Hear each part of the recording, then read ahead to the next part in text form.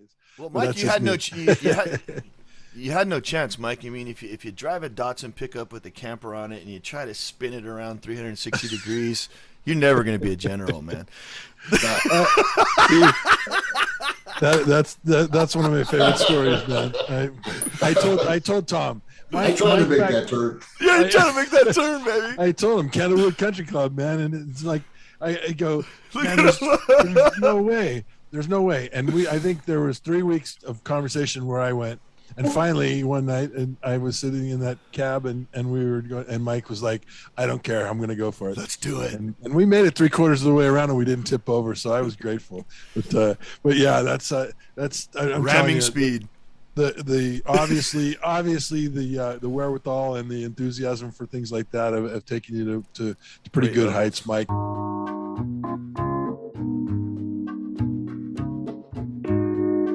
Let's go. Cool. Well, Mike, thanks for coming on with us, man. We're here on the Out Loud podcast, sponsored by On the Path, and we're glad to be here. Mike, tell me your formal when you retired, what grade and rank were you at? I was an 05 lieutenant colonel in the Army. Right. And so now been a civilian in your job for how long? Well, since 2007. Oh, okay. Nice. Can't do the math in public here. Well, straight from Washington D.C. we'll say, and officially what, Maryland, Mike? I'm in Virginia. Virginia, excuse me, and we got Mike to get out of bed early this morning, and it's about noon back there, I assume, and so we're glad to have you on, Mike, and welcome. We only have 1 hour till kickoff. And before we get started, thank you for your service and being a part of all the things you've been a part of, and I will try and get to a lot of the interesting and historic things that you've been involved in, and talk a little bit about some of the personal fun and stuff that you've been involved in as well. So welcome, and thanks for being with us, man. Thank you. Thanks for having me. I appreciate being here. Yeah. How's the weather back there? Today it's about going to be in the 90s, but also humid. Wow. You know, that's one of the things I don't like about the East. Well, there's two things I don't like about the East Coast is the time zone and the humidity. Yeah. Right. Because, at 9 o'clock, the games start out there on Sunday football. Yeah. Oh, that's right. Yeah. The 8 o'clock, they're just too late here. They start too late for especially like Monday Night Football. Starting at 9 o'clock at night is not not the ideal time. It's only when I go to bed. Are you a season ticket holder? For the Washington football team, I am, yes. Yes. And then how many Nationals games do you go to? It depends. Anywhere from about a half dozen to a couple dozen games. Nice. That's super cool. And then great facilities out there. Oh yeah, they have. FedEx Field is it's getting to the end of its usefulness, but it's much better than RFK. RFK right now is in total decay. I mean, I was going to mention that, Mike. I went to this concert 5 years ago. It was the Foo Fighters 20th anniversary show. It was at that original stadium, man. It looked like it was about to fall down. It looked like the Coliseum in Rome was better than that stadium. Although it was the greatest concert ever because there was 20 different bands. But Dave Grohl, Chuck, is from Virginia, so they have his show there every year, and I took my family out there. But I couldn't believe how bad that stadium was, and all the history in that stadium, right? And it just was bathrooms were it was brutal. Yeah, it was. I've been to they used to have the military bowl there, and so I went to that a few times when the kids were little when I first got up here. Nice. And I was like, holy cow. No wonder they don't play here anymore. Yeah, it's amazing. I went and saw Matt at Old Candlestick Park, and it's the same thing. I was afraid to go in the bathrooms. That thing just looked like it was ready to come tumbling down. Yeah. So, well, Mike, we'd love to start out and just get a little background on you and talk a little bit about growing up, where you grew up, and a little bit of family history, and just kind of talk a little bit about the early years of growing up in Southern California, for those of you who don't know that Mike is an original Southern California guy. So, Yeah, I mean, I was born first and raised in Norwalk, California. Yeah, Norwalk. In I'm a Norwalk guy. 1969. Right on. Yeah, we lived over there on Studebaker and Borson, Right on. right there now where the freeway off ramp is Mm-hmm. for the 101. I think they built there. 105. Yeah. 105. Yeah, that Mhm. was. I can remember that forever when we were out there. They kept talking about it and where's this going to end up and how far? Because initially our property was being considered as being condemned for the project. Yep. But they kept saying they wanted to end it right there on Studebaker and not continue it. My mom was on Flatbush, Mike. That's the street right there, right next to the freeway is Flatbush. She went to New River and all that. I don't know if you know where that school is, and I don't know if you remember, but No, I don't. 'Cause I went. they got their house taken away for the 105. Okay, yeah, that whole area we were. It was funny because there was some places were not developed or they were already condemned because of that. So it had a bunch of open fields. Right. So we used to ride bicycles in there. We made little racetracks kind of things, and we would ride up there, and then we'd have like rock fights. We'd have in there. We'd build little mounds, and protection of walls, and just kind of start chucking rocks on you. They were dirt clods kind of things. Yeah. I don't know why we did that, but it was funny. We just made but there were just a lot of kids on the street. Yeah. So during football season, we played a lot and I had my brother, my older brother, Roy, we would always go out and play with all the kids on the street. It wasn't very hard to get because we were in a cul-de-sac kind of thing off the street there. And, we would pick up baseball, football games just right there on the street, try to play in the fields, but never built a diamond, so it was never really worked. There was too many mounds and hills around because of the dirt tracks and stuff. But football, we always played the street. Everybody loved football, to include me. So that was our early years. We stayed there, went to St. John of God initially as for elementary school, and then when it was my brother and sister were a year ahead of me. They're not twins. My brother was held back a year when he was in kindergarten to first grade. I don't remember. So they were in the year ahead of me together. And then when I became a freshman going to St. Paul, it's when we moved from there, which was in 75, to Whittier, California. Oh, nice. In the house there. We wanted a bigger house. It was a 3-bedroom house. So my brother and I shared a room. We were just too big to be sharing a room together. So we moved to a 4-bedroom place there in Whittier, so we all have our own rooms, and it's really turned out to be a good year. I mean, if you look back in the history, 75 out there in California was the first big jump in food prices. We got in before that whole big jump, and as you can see, if you guys live out there now, it's the difference between 20 and 30,000 was 50% increase, but now that's in a daily price. Daily. It's insane. It's absolutely crazy. Yeah. Yeah. So that's kind of where I, first started. Then went to St. Paul, and that's the short of it all. My parents. Yeah. My dad grew up in L.A. Up there in Boyle Heights. Mm-hmm. So he's a cathedral. He went to Cathedral High School. My grandfather's cathedral grad. Yeah. And there's a lot of people. The King family.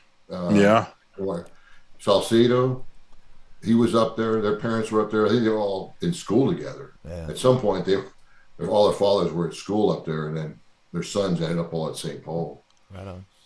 Yeah, it was quite a bleacher crew of guys that were all in that group.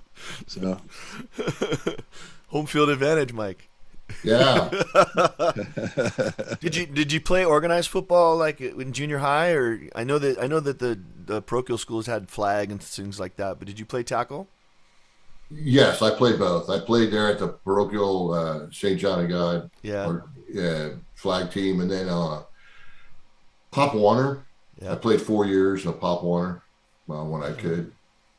Nice. Yeah. So you were ready to go. You were ready to go by the time you got to St. Paul. Yes, I played 4 years of tackle, and I think equivalent to that of flag. I can't remember exactly. It all kind of went together. But I also played baseball, basketball at and then volleyball we had at St. John of God, which I really like volleyball.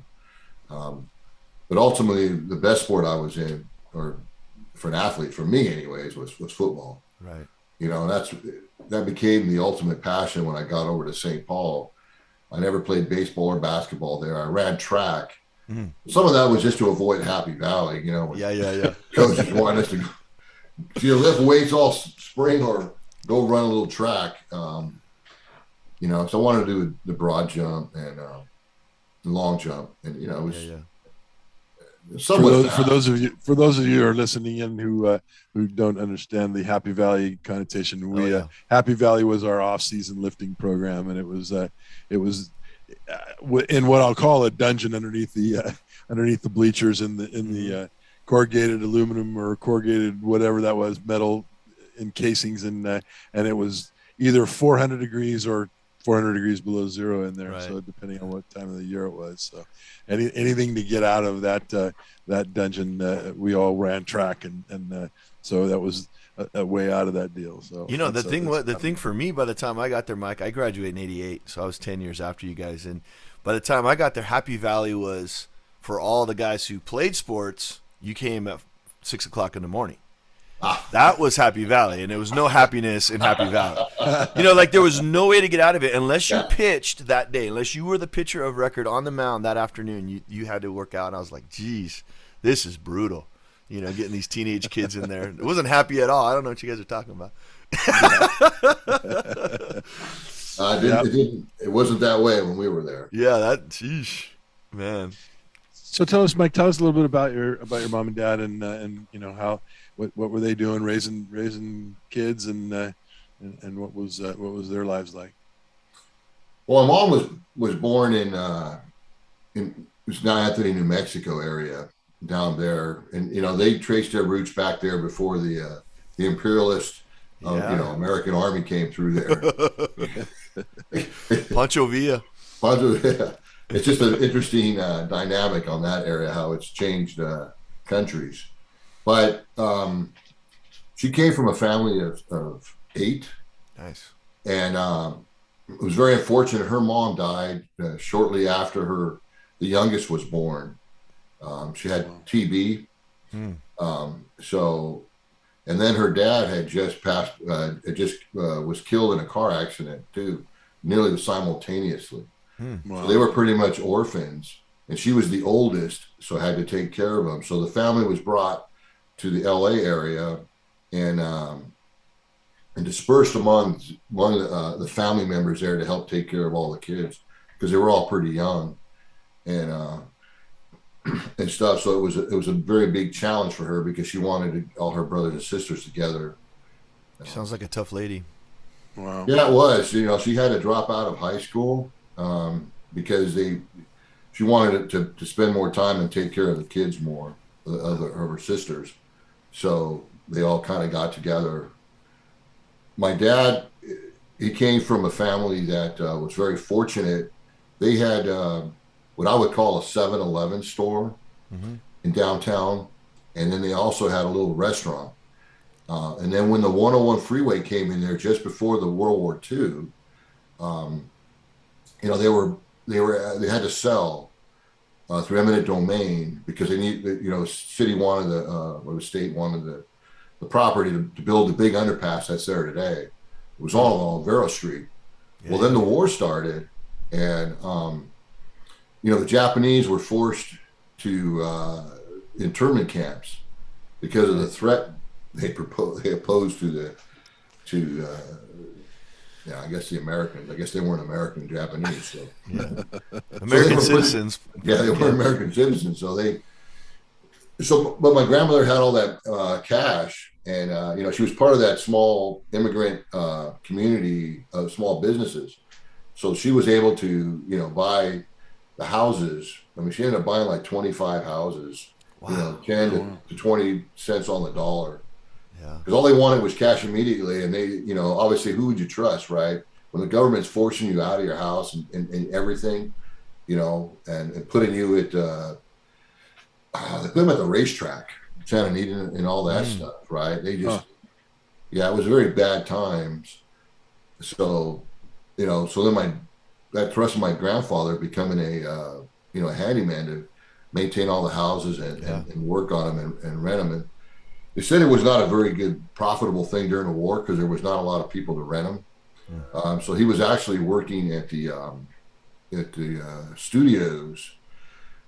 He was a painter. He was an artist, and so on top of the places that were building, I can't remember. I don't remember which one, but McDonnell Douglas or somebody that was building aircrafts on top of those big, large hangars. They built like a small city just to make it look like it. They painted roads, made little small structures.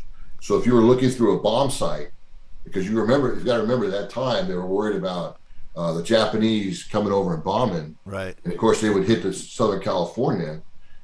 So they were, if you looked at a bomb site, you wouldn't see a big square or rectangular building that you knew that was a manufacturing plant. You would see roads, and it would confuse you to think that it was not a building there. So it was just I've never heard that before. That is so cool. Yeah, they had special gun emplacements too, air defense gun emplacements put around there all throughout the West Coast there, some of those beach and embankments, and so that's what he kind of did. Wow. Were those manned by military personnel, or were they manned by civilians? Oh, okay. No, National Guard. I don't think so at the time, because there was a big threat from the. Well, I believe there was a threat from the Japanese. I mean, why wouldn't you? They bombed Pearl Harbor and stuff. Right. Didn't know they would not continue to keep coming. I mean, you have to make the assumption that we're going to keep coming. So yeah, I read the story about the one-man submarine that's like got stuck out there on the coast. You know, like it was pretty crazy. There's a lot of fear when it came to the Japanese, for sure. Yeah, they had definitely had recon coming in and reconning with submarines. Yeah, little teeny subs. Yeah. Yeah, so they did find that. So that led to the assumption it was an advanced recon, looking for places to come in and have to do all that. I mean, you know, fundamentals of war, just like you guys practice stuff, right? You do your scouts. Yeah. You don't go into a game not knowing what your opponent is going to do or you anticipate he's going to do, and who the players are, what capabilities they have. Yeah. Warfare is exactly the same. Sun Tzu. Exactly. You know, Sun Tzu, that whole theory. I mean, it's the same kind of thing. So, you know, then after the war, then all of a sudden it really became a whole profitable thing with all those houses because all the GIs were returning. Yeah, it boomed, right? Yeah, that started the whole baby boom, you know, the baby boom generation, where, you know, people were coming back, getting married, wanted, you know, little small single family homes. Yeah. So that's when the rent and all that went up. And of course, the people that owned the home before the war, a lot of Japanese people that came back, you know, they wanted to buy their houses back. And of course, I tell you, my grandmother, she was a business lady. She's like, yeah, prices went up a little. You know, she was not willing to sell them back at the price that she bought it for. Mike, do you remember the one ways in Norwalk? Do you remember that whole area by Excelsior called the one ways? Yes. Okay, so the one ways when I was growing up is super tough place, super violent place. The streets only went one way, obviously. But I found out later that that was all military housing, and that's why the houses were small and boxy and weird, and the lots were really small. It was all military housing of that era, that World War II era, when those guys came back, and they're just like, boom! Nobody wanted to go back to Oklahoma. Nobody wanted to go back to North Dakota. They want to stay in California and make it happen. You know. Well, sure, because, you know, you got to remember before that, they also just came out of the Great Depression, that whole family. Yeah. And the telecommunications wasn't there. Right. You know, there was no TV. Radio was kind of the beginning of it, of the era kind of stuff, but you had to sit around and listen to it. So what you heard stories of people that were out there, your buddies in the train, because you have a lot of downtime, right? So what do people do? All you talk about is going home. Yeah, when I get home, I'm going to do it. Because you're also accumulating a lot of cash, right? Because you're working, you know, but you're not spending anything because they give you three hots and a cot a day, right? You just everything is provided, so you're saving all this money. That's what you're talking about. Oh, I'm going to go buy something. I'm going to go on a vacation. I'm going to do this, and you know, and everyone's like, yeah, you know, I would love to come to California. Like, yeah, come on and visit. You know, I mean, you just get all those kind of stories, just kind of, you know, just go around and people promise stuff. I mean, you saw the whole Forrest Gump thing, right? Yeah. You know, to start Shrimp boat. Shrimp boat. Right. Mike, what branch were you in? I was in the Army. Did you have family members that were in the military? My dad was. He was. He initially enlisted just after the Korean War. Oh, Korean War, yeah. Yeah. That was my dad's era. He was in between. Like he had this weird. My dad went in. He was a 16-year. He was an orphan, and they kicked him out of the orphanage at 16, and he caused havoc in the city of Cleveland, and they put him in front of the judge, and he says, "Okay, you want to do 18 months in jail, or you want to do 3 years in the military?" He goes, "I think I'll do 3 years in the military." And he was 17 years old, went to the Army. He became a paratrooper, and it was peacetime essentially. And so he goes, "Yeah, we would just go out and jump every day because we get $25 every time we jump." So every day they would just jump out of the airplane for no reason. I mean, he blew up his knee and everything else, but that was the in between, like this weird. Because I asked him, I'm like, "What about Vietnam, Dad?" He's like, "Oh no, I was home before that, man." I was like, "Geez, you really missed it. You dodged that bullet for sure." My dad talks about the same thing. He there was nowhere to go, and he was a corpsman in the Navy, and so he went down to Cuba. He goes, it was like extended vacation. He goes, we did a few things. He goes, I learned how to drive a military truck and stuff. He goes, but other than that, we just kind of hung out, and he goes, there was not a whole lot to do, and so he saved a lot of money as well. It's just an interesting time of those people who just kind of fell between the cracks, kind of like us. I mean, for me personally, I had those kids that were not that much older than me that went to Vietnam, and we kind of missed that whole thing. But yeah, so Mike, tell us a little bit about in high school, were you into history? Were you into any military concepts? Was there anything about that you could that precluded you going into the next steps of joining up? Well, my dad being, he served initially for, I think, 8 years on active duty. Then he was in the Air Force Reserves after that. So he constantly going back. And with Vietnam going on when I was little, because we got out there in 75, right? When I started high school, you guys were already freshmen. Is when we finally ended it. So before all that, he would come home because you only had it in the evenings back there. There wasn't a 24-hour news cycle like we have today. Right. Right. So you would catch it in the evening news. And of course, he wanted to hear all about it and wanted to know all about it because he was very interested. He's, what I would call a neocon. He loves the whole war thing. Mm-hmm. And so, we were watching it. We were talking about it all the time and everything.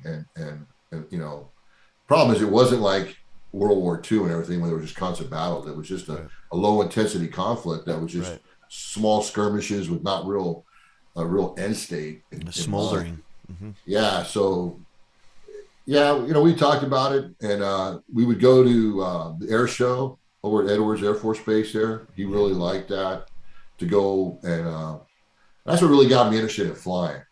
Was just being around, the airplanes and meeting a lot of the pilots, because they would all be standing out there telling you what they did. Of course, it's somewhat of a recruiting thing. Mm-hmm. So they were all going out there, which got me very interested in that. That's when they kind of told me what the requirements were to be a pilot, as far as, you have to be an aerospace engineer type and, 4-year degree kind of stuff and everything. And so I was like, okay, and that's where the linkage was. And it was kind of embedded in me as a younger kid. But my first real goal was, the thing I really wanted to do was play in the NFL. Nice. Right. When I started high school and figured, I could. At the time, I thought I was pretty good at the game. I was in the wrong position though, but but just being able to read and understand, and the great coaching we had, that showed us film and also the workout ethics that we had to do, and the regimen, and continuing to get better every day. So that's what I thought I would really do. That was my really first choice, of course. Wow. After high school, I realized that was not really going to happen. That became more of a reality. What was your height and weight, Mike? I was 5'10", about 180 pounds. So that's not going to get me. Let's just make sure that we're clear on this.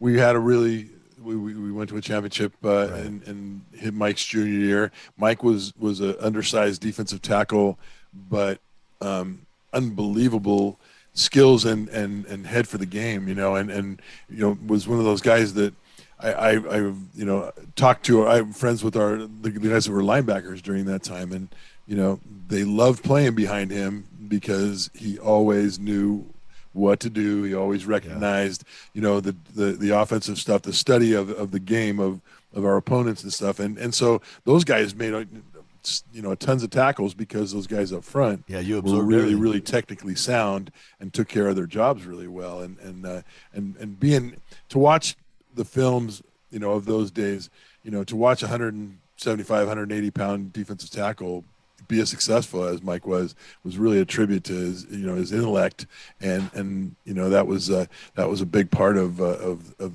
Mike's success as far as from my perspective as a guy standing in the back not getting hit every play. and Chuck, you were probably 6 foot 185. I was. You were the same size as him, literally two levels back, right? Yeah. So just the luck of the draw, man. Yeah. Yeah, he was a couple inches taller too. Yeah. That was my experience. I was 6'2", 205. It's like I'm playing free safety. It's like, what the heck? Yeah, see, with those kind of skills, you can play in the NFL. 5'10", 180. I'm not gonna play Division I college ball. Come on, Mike. Jack Youngblood was 185 pounds. Let's go. Well, let's go. And not to gloss over it, Tom. NAU beat University of Arizona yesterday. Just so we know. Let's go, Jacks. Yep, there you go. It's a huge win. Tommy went to NAU as well, Mikey, and so we share that. I wanted to interject a thing. I was really tuned in when you were saying you love the semi-recruiting thing of all this spectacle of the planes and things like that. Mike, I was a sophomore in high school. I went to see Top Gun at the matinee, 1986. I'm going to Top Gun. I walk out of Top Gun, and there is a 12-foot aircraft carrier in the lobby, a model, and there's a dude in his whites like, here you go, let's sign up. And I swear to God, Mike, I would have signed up. If I was 18 years old, I would have signed up. My mom had to come pick me up and bring me back, or I was going to be a naval aviator. That was it for me. I was like, we went back to see Top Gun probably 5 more times while it was in the theater. We were just so locked into the whole thing, and the recruiting of that thing was unbelievable. I was like, oh, I want to fly. How dumb was I? It never occurred to me that there was actually airplanes in the Navy. I was like, oh, that's boats, Air Forces, airplanes, tanks in the Army. I never knew that there was. Oh man, my heart was beating red, white, and blue for sure that day. Yeah, it was really. Coming out with the new version. Did you do any college, or you just jumped right into the military? Oh no, because I still had. After I finished St. Paul, I went to Cerritos College to play football. Nice. I went to school there. Because I was not recruited for any Division I schools. Right. Probably some small Division 3, right? No scholarship kind of deal. A little Occidental action. Yeah, which is probably where I belonged. There's no way I could play it just because of the size issue, right? No matter how technical and good you are, I was in the wrong position. Probably had I played like defensive end or something, I may have had a chance, but I wasn't as quick as Chuck was to be able to play defensive back, so I belonged somewhere in the line, maybe even a line, outside linebacker I thought would probably be better. That'd be good. But anyways, so I went there, and of course they put me at middle guard, right? And again, I never started the 2 years I played there, but I played a lot. Mm-hmm. I ended up ultimately in second string the second year I was there.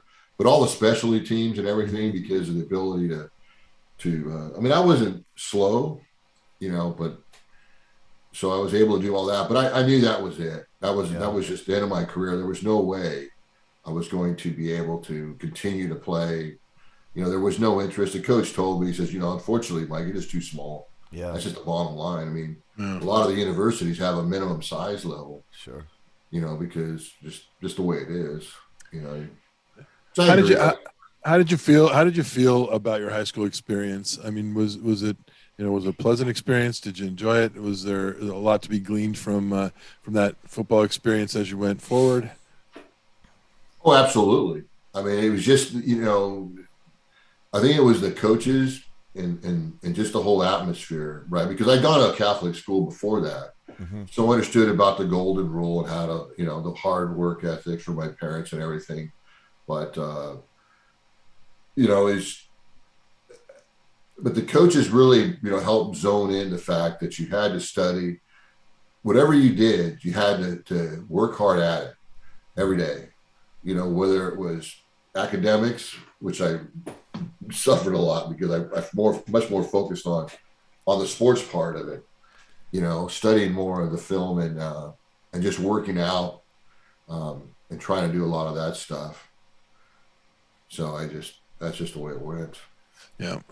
And then after Cerritos College, what was next? Yeah, so that's when the first real big decision in my life, right? What am I going to do now? Now that my first dream of what I wanted to be when I grew up, of playing in the NFL to make enough money so I wouldn't have to work anymore. Yeah. was washed and dashed. And here we are. On a Sunday, we're talking. So I was wiped out at an early age. Mm-hmm. Oh yeah, let me go back to one thing. I didn't quite finish the answer to the high school thing. I think the biggest thing in high school that really carried me over was because at a very young age, right, at St. Paul, a lot of it was about football. And I remember when guys like Chuck and Tim, they were already stars, when they were sophomores and stuff. When I came out there, I was, wasn't. So it was my junior year. I wasn't even starting tackle, and we went to Hawaii. Oh yeah. And we won that game, but we didn't come back. When they came back, I said, Mike, you're going to start at left tackle the next game, which was against I think we played Santa Fe Springs, not a big school, one of our local schools. Mm-hmm. And I got player of the game, right? Yeah. So it's one of those traditions, right, where you have to wear this. You go and you get on Saturday, you get a sweater, and you get to wear that thing the whole week, right? I was not familiar with that tradition. My brother, he played freshman and sophomore year, but he never played in the varsity. And I didn't have the family and the history. We knew about it, but I never really thought about it. So I didn't wear my sweater. It was hot. It was September. It was hot. Well, I was proud of it, right? Yeah, so sure. Enough to keep it. I didn't want to get it. I wanted to keep it, right? You were on Sunday or something. Your Sunday best. Yeah. I thought I worked at school. But I can't even remember who told me I had to go home, and get it. So they literally, because my mom did not work, so she was she raised us and everybody. Mm-hmm. So she was working there at the volunteering there at the cafeteria to help, and so I went and talked to her. So yeah, I drove home. Well, she drove me home and got the sweater and came back and put it on, and I had to wear it all week. It was a big tradition, but that put me in a whole nother limelight, right? Yeah. Because all of a sudden people started looking, who is that guy? Right. Who is he? And just that it was almost like instantaneous fame, which initially I wasn't prepared for. Right? That was the whole thing of, why is everybody looking at me? I'm not any different than I was yesterday. We're just kind of just getting along and stuff. And that took a little while, but that was probably the introduction of having, I don't think it was famous, but just, people were looking at you different and that kind of, just that kind of recognition, because that becomes, as you become an officer in the military later on, that's where I was going with this, as you become later on, it's the same kind of concept, right? Because there's a very small cadre of officers, but they expect a lot of you, the enlisted. They look at you, they look up to you, they expect you to lead, but you're almost at a peer because you're not really much older than they are. Yeah. But they expect a lot more of you at a young age, kind of like being the captain of the team and stuff and all that. Which and they watch your every move, huh, Mike? Oh yeah, Yeah, and some of the kids want to, especially because in the military, it's like sports. It's all about being physical fitness. Yeah. So every day we worked, we had physical training. So some of the kids, oh yeah, I can outrun the lieutenant or the captain. I can do more push-ups than he can. It's all, you're always in a constant battle and competition with all these kids, and it's something you have to learn to live with, but you have to learn to appreciate it. And recognize that. And I think that's one of the biggest things, but it's that, because I was a kind of a shy person initially. And, that whole instant fame and then bringing that going forward really kind of helped. Otherwise, I think I would have been, I probably wouldn't have stayed in the military as long as I did initially. I think what I knew of Mike was the most shy social guy that I knew. Yeah, they had their own little underground garage going and things, and nobody knew, but Mike was a fun guy. He was a fun guy to be around, but there was always this little bit of mystery to, and again, he was a class below me, so there was that little bit of separation, but as we grew older and I came back from school, Mike and I spent a lot of time together, and it was quite an interesting time for me, because Mike, as we'll get to in this conversation, I think one of the things that sets Mike apart is Mike's thinking process, and his intellect, and we enjoyed a lot of. I came to know him as a younger guy, a player, and a guy that was kind of, again, in another group of socially, and I didn't spend a lot of time with him, and then got to come to understand a little bit of his mentality, and it was an amazing part of my association with Mike back then, because I was always learning something new, and we were goofy and crazy and all that kind of stuff, but the conversations were at a higher level than a normal interaction, and now looking back, knowing where Mike ended up, it's a great tribute to that time when he was a big thinker back then. Was it Chuck? Was it outside the box thinking, kind of looking at things different ways? Was Mike was like he could fix anything. He'd take shit apart. He had tools like that shit that the normal, we didn't know anything about any of that shit. Mike, and Mike's thought process, and the talking about human behavior and the things that we talked about, and I can't remember exactly all the topics that we talked about, but we would sit around and have conversations about things that other kids our age, or people our age, to me at least, in my social circles, didn't have. Right. And it was just deep thinking about things. Like he had great mechanical knowledge and philosophical knowledge of things, and had an opinion, which right. Again was a big attraction to me. Was it question everything, Mike? Was that it? Just question everything? Or... No, I mean, I think a lot of it was just accepting the way it was, but trying to figure out how it worked and how you can work within the systems that are already out there, or take it to the next level and make it better. Yeah, like running track so you don't have to lift weights. You hack that program. But that was my weakest point too, right? I was stronger lifting because we spent so much time. Right. But I would, like I said, I wanted, obviously had I been a DB, I could have probably played a little further along, but I wasn't quick enough.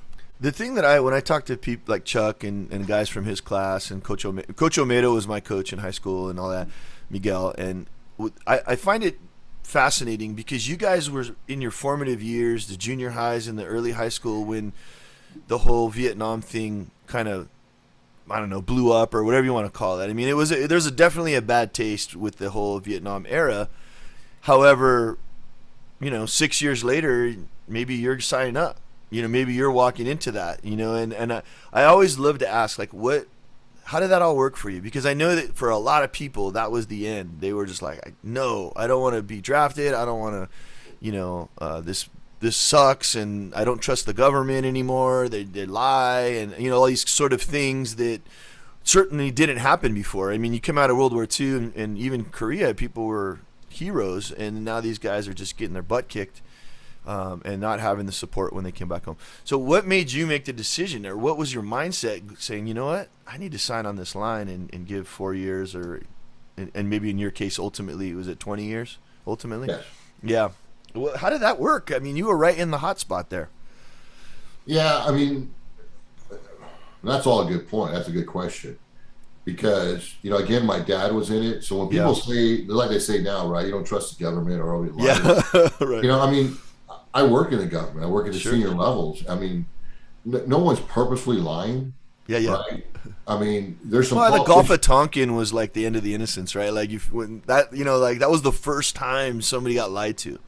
That was the first time ultimately maybe not, but that was the first. But that was the senior politicians, right? That's the senior politicians trying to using a means to an end. Yeah. Right? It wasn't the military and the people that are actually doing it. Politicians, as they do then and now, they try to spin a situation for a talking point. Right. Try to achieve an end that they're working on. Yeah.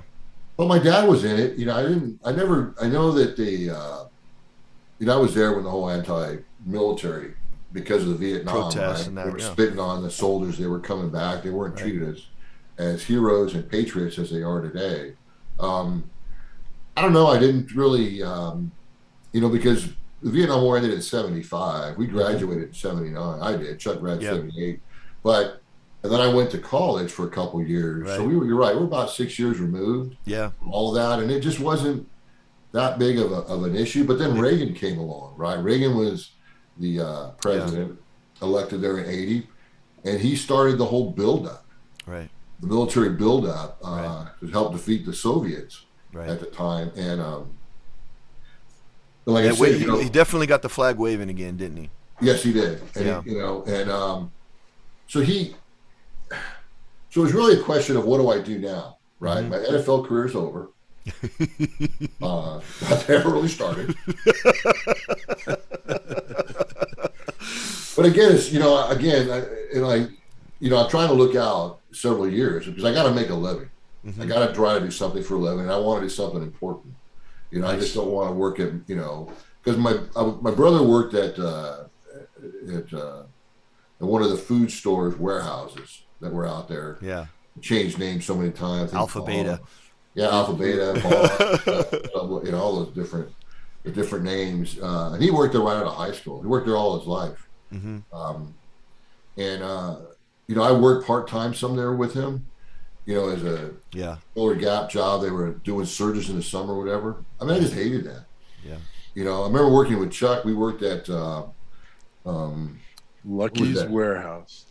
Lucky's Warehouse. No, didn't we also work for the winter Christmas? It was the brown. What is that? UPS. UPS. Yeah. I mean, I just hated that kind of. I mean, I just didn't. It was nowhere. It was not intellectually challenging. It was physically challenging, which was not that big of a deal. But I was like, this is not the kind of work I could do 20, 30 years in. Yeah. Because you have to look at it that way. So, what do I do, right? Right. And that's when I got back into the whole issue because my dad was still talking about, well, you need to go into service, right? Oh, wow. Because, Chuck and I were out having fun, and of course, we were getting into trouble a little bit at that time. At least I was, and so I looked around, but I was like, I don't want to just enlist again because I want to fly. Mm-hmm. So that's when I went to the recruiters and stuff, and of course, the Air Force was very clear that I was a finance major, business guy. So they're like, yeah, we're looking for engineers. And when I went to the Air Force, Navy recruiters to fly, the whole Top Gun thing. Yeah. They're like, yeah, no, you're not an engineer. And that's what we're looking for. Because of Reagan had already done all that recruiting. The movie came out. There was a lot of applicants. Mm-hmm. So, you go to the Army recruiter. Of course, at the time, I know he wasn't telling the complete truth. He's like, oh, you want to fly for us? You can be anything you want. Which is true. You don't have to have an engineering degree to fly for helicopters for them. In fact, technically at that time, you didn't even need a college degree because they had a high school to flight school program. And they still do. Nice. It's hard to get into. Right. So I'm like, yeah, I want to get into that. So that began the whole process of ROTC. Oh, wow. And then I joined in Los Alamitos, there was a helicopter unit there, 336 Aviation at the time. So I was able to join that as a kind of a third lieutenant. and they called it at that time, it was a simultaneous membership program, where I was in school at an ROTC cadet, working on becoming a commissioned officer, and in a reserve unit. But I was not enlisted. I was paid as an E5, but I was not, but working with that aviation unit, and that began the career. So I did, 2 years at Cal Poly Pomona, and finished that program through the Claremont colleges, and went on active duty. What's funny is if I was your high school counselor, I would have said, just knowing you for the last hour, I would have said, gee, you should go to Cal Poly Pomona and be an engineering guy. I mean, Chuck's talking about the fact that you can, being a mechanical engineer would be semi-natural, and you get the door slammed in your face a couple times because of it. That sounds like it would be a perfect thing for you. It must have made going that route that you took a little easier, though, knowing, having that kind of mindset and that kind of skill in your head. Yeah. It was funny. I tried to do electrical engineering when I first started at Cerritos. Yeah. Well, at Cerritos now, but I just, the whole calculus and stuff. It was above my head. Right. Right. But see, finance is almost the same way, though, right? Because it's not like accounting where you're just, counting the numbers and how many credits and debits you have, but it's taking all that information, internal rate of returns, and trying to and study a company just like you do an opponent, and figure out what are they doing right. Nice. What are their strengths and weaknesses, right? How could you arrange their financial stuff to maximize the profit and maximize their internal rate of return of the money they're generating through sales, or how much they have to borrow to float them through, because they're not selling something every day to make money, right? Some of these other companies, like a real estate firm, right? They don't make a sale every minute of the day, like if you're McDonald's, right? Mm-hmm. There's different ways of cash flow. So there's a lot of strategic thinking and adjustments for that. So that's what I got into, because I really thought that was, that was definitely more my niche. I was mathematically, for the math, I was pretty strong, but nowhere near able to do engineering. Yeah. But in the same token, that's what I really liked that, and I got into that at Cal Poly, where we started with especially on the securities and studying companies. Yeah. That's what got me. And then simultaneously, you have the team called U.S. Army and the ROTC. You got that fraternity of guys supporting you and keeping you out of trouble, huh? Yeah. So when that whole so when I was able to complete that project, and then I was like, okay, and again, I wanted to know how can I succeed the best, and initially I was wanting to go out there and fly attack helicopters and all that stuff, but I'd gotten a call, and they said, hey, the Army medical department's looking for medevac pilots, air ambulance pilots. They're looking for some, and like Hueys or Blackhawks or what? Blackhawks. Oh, nice. And so they're saying, they're looking for someone, you're qualified for the aviation branch. You're qualified, because I took the test and I did really well in all the things. And they said, well, we're just asking if you're interested. You don't have to do it. I said, absolutely, I'm interested. Yeah. I think that would be pretty good, a good deal. So, I met with the people and, signed all the paperwork, and that's what I ended up doing. And then I was fortunate enough that they put a lot of mentorship goes on in the military, and a full bird colonel medevac pilot guy, gave me a call and said, hey, we heard you're accepting it. We want to talk a little bit how the program works. Mm-hmm. Because he was saying, the best way to do it would be to spend a years with the infantry. Because ultimately in the Army, everybody supports the infantry officer, the guys in the field. So he says, the medical field, we don't have that many guys that have gone or have the ability to go down to the infantry and spend a little time with them, because it's a much more physical, thing that you have to do with them. And again, it's all about, looking at the leader and trying to. And I was second lieutenant, and I'm like, I was in great shape back then compared for what I needed to do in the military. Right. And I was like, sure, I'll do that. Yeah. As long as I can do it overseas. I wanted to go overseas. And he's like, okay, well, we'll put you down to go to Korea for 1 year, and then you can come back to flight school. and start that. And I thought I said that works perfect.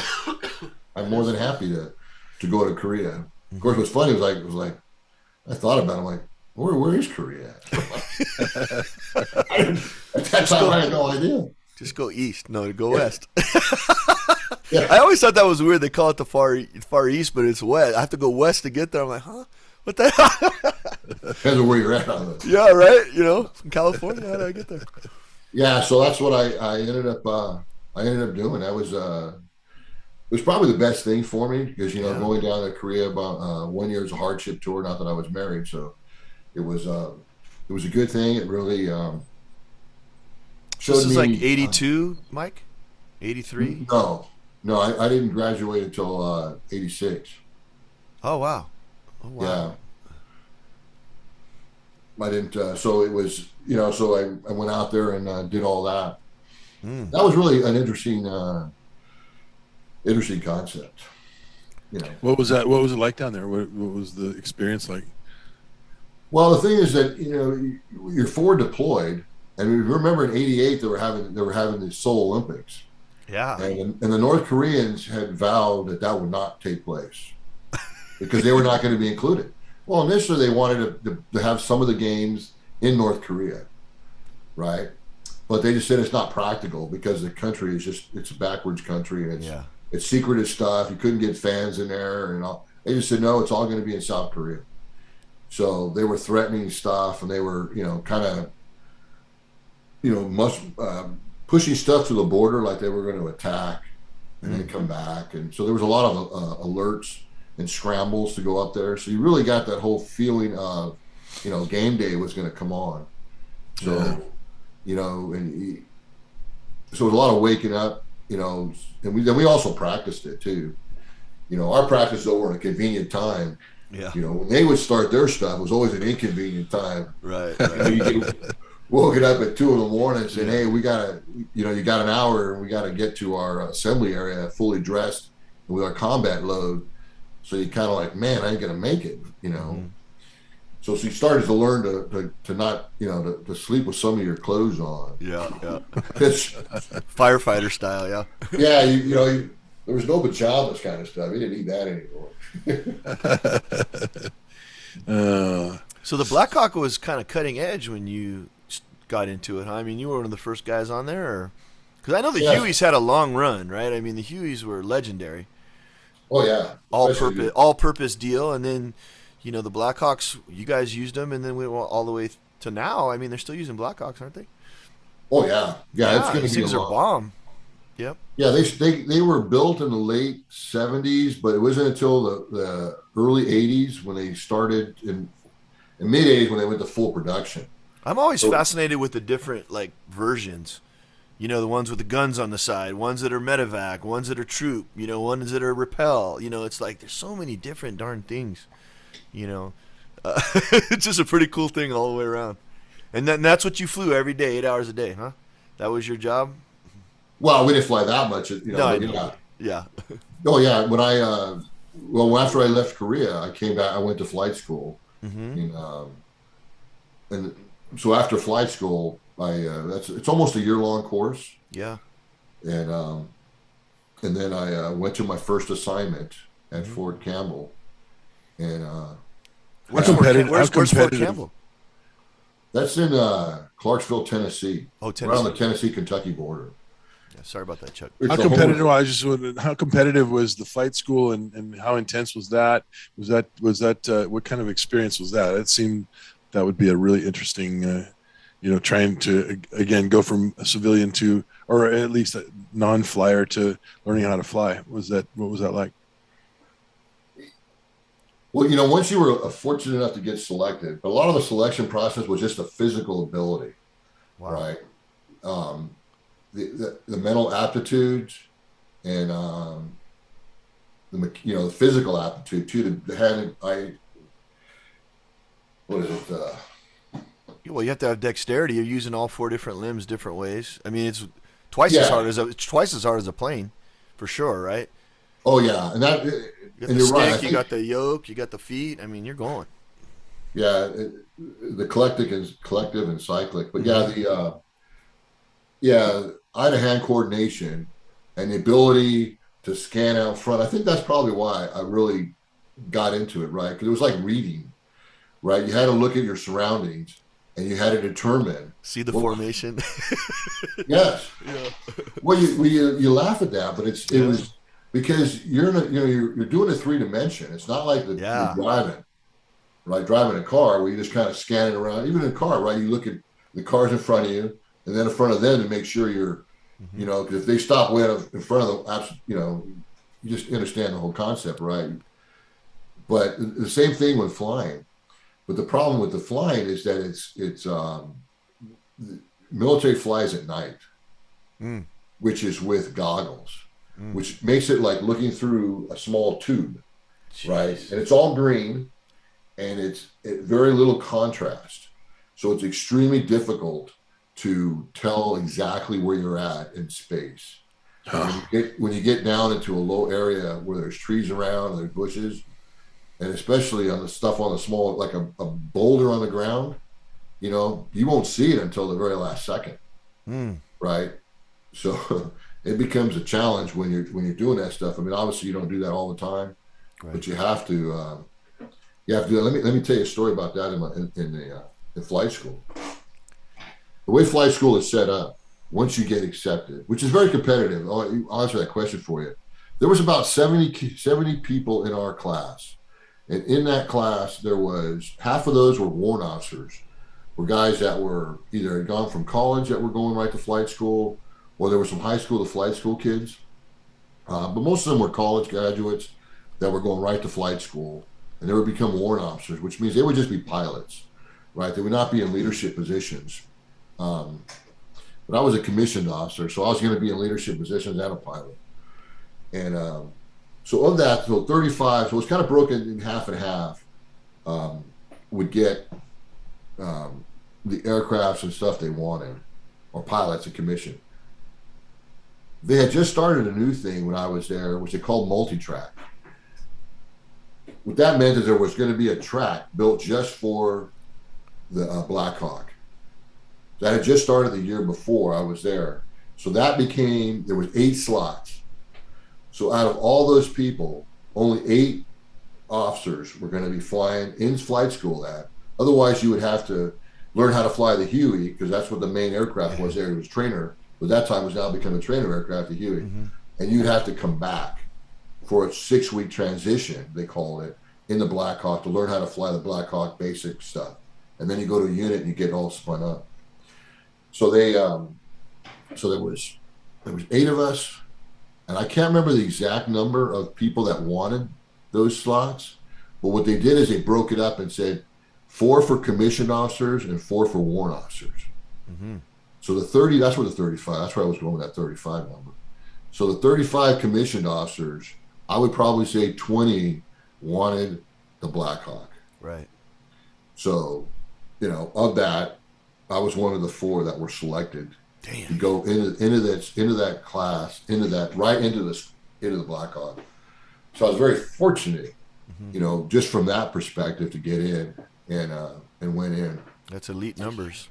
Is there something you can pinpoint, Mike? Is there something that what was your edge? What got you in to an opportunity to be one of those 4 guys? And was there, what was the competitive edge that you had? I think it was the physical aptitude test. There was, you had the intellectual test you had to take, the basic stuff, but then there was some psychological tests they took, and then there was kind of some eye-to-hand coordination stuff that we had to do. I think that part in the aptitude test I probably nailed, because I really, there were just some kids that were really smart, but they hadn't really played a lot of sport. They just, didn't have the eye-to-hand coordination. You guys been through that through schools and coaching, right? You got some kids that really want to play, but they just can't play. Yeah. Fortunate to them. They got the heart and they mean well, but the best will be a practice squad guy if they stay on the team. Yeah, true. Mike, when we were researching, I was researching with Chuck talking about you, obviously behind your back, trying to get ready for this thing. You know, he obviously spoke about his time with you and the relationships and all the fun stuff you did and all the wild. You know, I got this idea that you're a wild guy, and then I see your picture and you're sticking your head through. You're a wild man, and you're a freaking D lineman at 5'10". I mean, you're wild. You know, and I'm a high school teacher, and I've coached football and all that stuff for quite a long time, and I love the kids like you. I mean, now I understand where you are now, and I know you've achieved this, and you're sort of a guy that has to, you know, keep his mouth shut from time to time. But I think that it can't be understated, and I want people to understand. I go into my class and I say, listen, A students are doctors, B students are lawyers, and C students are millionaires. And I just mean C students have what it takes to be successful. They don't care so much. That conformity is not the biggest, most important thing. And when I heard you were in the military, I was like, oh man, how is he going to conform, and how's he going to wear his uniform, and how's he going to do all that stuff? But to be one of 4 people, I mean, that means you didn't give a shit. You weren't nervous. You didn't nervous yourself out of it. You know, you didn't choke, right? You know, and being a St. Paul guy, you didn't learn how to choke. You know, and I love this concept. I think as teachers in America, we squash guys like you. We absolutely destroy your heart, your joy. You end up hating school. If you're not a 4.0 geek, you got no future, you know. And here you are. I'm not saying you're not a 4.0 guy. I'm just saying a guy that's footloose and fancy free to some degree. I think we just don't do a good job with those people in America, at least in 2020, man. I mean, maybe it was different back in the day, but having that edge, Mike, had to have. I mean, maybe you didn't even realize you had it. But, you know, I think we're going to find this story is going to play out where you're a lieutenant colonel, for Pete's sakes. You know, that is not a faint of heart journey, and that is not for people who are scared, and that is not for cowards. And to do what you did in this very first part of the story is so interesting, and I hope it plays out that way. But the idea that yeah, man, I'm going to do this. I'm going to get on a plane. I'm going to be responsible for 12 dudes. I'm going to get them back alive. I'm going to be in the front. I'm going to be a leader. You could have been a warrant officer, Mike. No one would have begrudged you that. You know, average dude, just a pilot. I mean, I don't know if you feel that way. I don't know if you ever think of those things or you ever ponder that stuff. But to me, it's just glaring. You know, again, if I was your counselor. That has to be the answer, Mike. And I want kids to learn. I want them to watch the video or hear that. I want them to see. And it's okay. You know, it's okay to be, you know, a different kind of learner or a different kind of genius. Is that fair to you, or? No, I think that's a very good characterization of it, because I wasn't. I was not a 4.0 student. Right. You know, in fact, I was not even a 3.0 student. But you were a courageous dude. Fear was not part of the deal. Oh no. Yeah. I thrived on adrenaline. I was an adrenaline junkie, right? Yeah. Because even in high school, Chuck will remember, you know, Mike the Beaver, and you know, he was a big surfer guy. Uh-huh. And again, you know, it's another interesting side note. When you talk about 6 o'clock going to practice, I was heading with Mike at 5 o'clock going to the beach before school. Right. Go surfing for at least get some sets in. Yeah. Yeah, you know, because I mean, that's what Mike did. He was just an avid surfer, and I really wasn't. I mean, I kind of started it, but you know, Mike, I just hang with him somehow. Yeah, he said, he goes, I heard you surf. I said, oh yeah, I surf. You know, I'm like, yeah, I surf, no problem. You know? Anyone could do it. Nowhere as good as he was, and he was like, yeah, you know, let's go in the morning. Yeah. I'm like, yeah, sure. You know, I'm thinking, you know, Saturday morning or Sunday morning, you know, after the deal. No, he was talking like almost every morning. And I'm like, 4 o'clock in the morning, every morning. Yeah. I mean, you must have run into the guys. It sounds like you ran into the guys during your 35, during this particular training. You know, I have these kids that are brilliant. I talk to them. I'm like, geez, you're smarter than me, IQ wise. There's no doubt. I'll even tell the kids, there's half of you guys have a higher IQ than me for sure. But they're petrified. They can't take a test, Mike. They can't take a test. They freak out and they get a B or a C, and then it compounds the anxiety. And before you know it, they're having anxiety over a freaking history test. And you, sir, have to go into the LZ and pick up some people with some fire going on. You know what I mean? Like, you can't freeze up. You know, and I how do they find guys like that? I don't understand. How does the Army is so amazing that they could find people for the right job? Well, I think one of it, I mean, obviously they recruit, right? It's like anybody else. Once you get all these, hundreds or thousands of people, once they're in there, just like you guys with the coaching, right? Then you start looking at all the people you have, right? And you can tell the characteristics you're talking about, who you're looking for, they will be obvious when they rise to the top, after a few times. I mean, you put them through flight school. Flight school, there was about a 40% failure dropout rate. And even what we're talking about in my class, it was very unfortunate. I flew with her one time during at school, one of the sessions. She killed herself because she was not doing well. But like you're talking about, pressure's too much, huh? Yeah, she was. Well, it was also family pressure, I think, because she was like top of her class. She went to the academy, the Army, right? So she was a 4.0 student. Yeah. Right. So a lot of family pressure, a lot of stuff, and she wasn't doing well in flight school, right? Not that even if you're the worst pilot there, you graduate as a pilot, right? It's like go to med school, right? You don't have to be the top of the flight school, right, to be a pilot. You could graduate at the end because there's an order of merit, not really an order of merit, but there's a cutoff. Yeah, you can be right above that. Right, last person in there, but you made it. Yeah, and then you could be the greatest pilot, right? It's kind of like the undrafted free agent. Yes, sir. Tom Brady. Yeah, well, he was late rounds. Yeah, late. Like Tony Romo, right? Tony Romo. But he didn't make it. He's not going to go to the Hall of Fame. Oh man. Yeah, but I mean, so it was very sad. I mean, I don't know her complete story. Sure.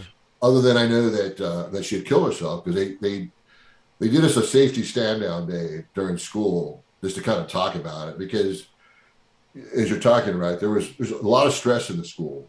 A lot of people want to do well. A lot of people want to do. It's very. And this is where I was wanting to go earlier. I wanted to tell you a story about flight school. You talk about being scared in the thing. Yeah. So after I don't know, it's probably 3/4 of the way through school, and there's different phases, and we started night phase. I was now flying the Blackhawk. I probably had about 40, 50 hours, a few weeks in it. We were doing day flying of it, so getting the hang of it. It's a very different aircraft than flying the Huey. The Huey is purely mechanical, so it's like a stick shift, right? But now you go in the Blackhawk. Now we're talking about a Cadillac. There's all kinds of hydromechanical stuff, so it's got different flight characteristics. Your muscle memory is now, you just got used to I could control everything on the Huey, which I was very comfortable with. And now all of a sudden I got this aircraft I got to fight with because the inputs are different. So your muscle memory is not all that sharp. Yeah, the mechanical gives you feedback, right? You're not getting the feedback on the hydro side, right? Right. Mm-hmm. Instant feedback. Yeah. So anyway, so I'm going through this and I'm like, okay, time to, so we got to, it's a process. You got to keep moving. It's like your school, opening, the first game is already on the schedule. Yeah. You're going to get there. So we got to keep moving. So we start nights. And the first night I go in there and, they gave us these new night vision goggles systems. It was the newest system they had available. We were very fortunate. We were all excited. Hey, they're like, because they had already taken my helmet and modified it for this old system that you had to connect on, which were ground-based night vision goggles that they custom jerry-rigged your helmet, which is, military jerry-rigging, put some duct tape. Yeah, so they could put these things on. Because they were just coming out with a version for aviators with the helmet. So it'd all be integrated like it is today. It's all one system. This was the early days of that whole stuff. So they're like, hey, we're going to have to take your helmets. We're going to have to get the new mounts to them. So you can put these new goggles on because you guys are you got to fly the new advanced aircraft and you get the new systems. So we're like, hey, that's great. I'm all excited. Right. So we get to put them on, get it all set up. We're all out there. And of course, I meet my new instructor pilot. Because each phase had a new instructor pilot. This guy, a lot of them were civilian pilots. They were ex-military. They were civilian. They were just there. This guy was an old Vietnam veteran, and a great guy, but he just, was totally relaxed. And for some reason, he assumed that we were like advanced aviators. So we get in there and, we go through all our process. So I put this thing on, I go on the field, and you warn it around, but you don't really get the full grasp of the limitations of your vision until you're sitting there in the cockpit. It's pitch black. I'm looking around, and by the field, there's still a lot of lights on, which white lights, messes you up. Yeah, it darkens it screws up the vision. So I'm like, man, it's almost all green out. I go, I can barely see anything, right? And he's like, okay, well, let's go. And I'm like, man, I can't even see the road, or where am I going? And I look over at him, and he's just sitting there with a big apple in his mouth, crunching away. I look at him, and he's like, what's your problem? Are you going to fly this thing or not?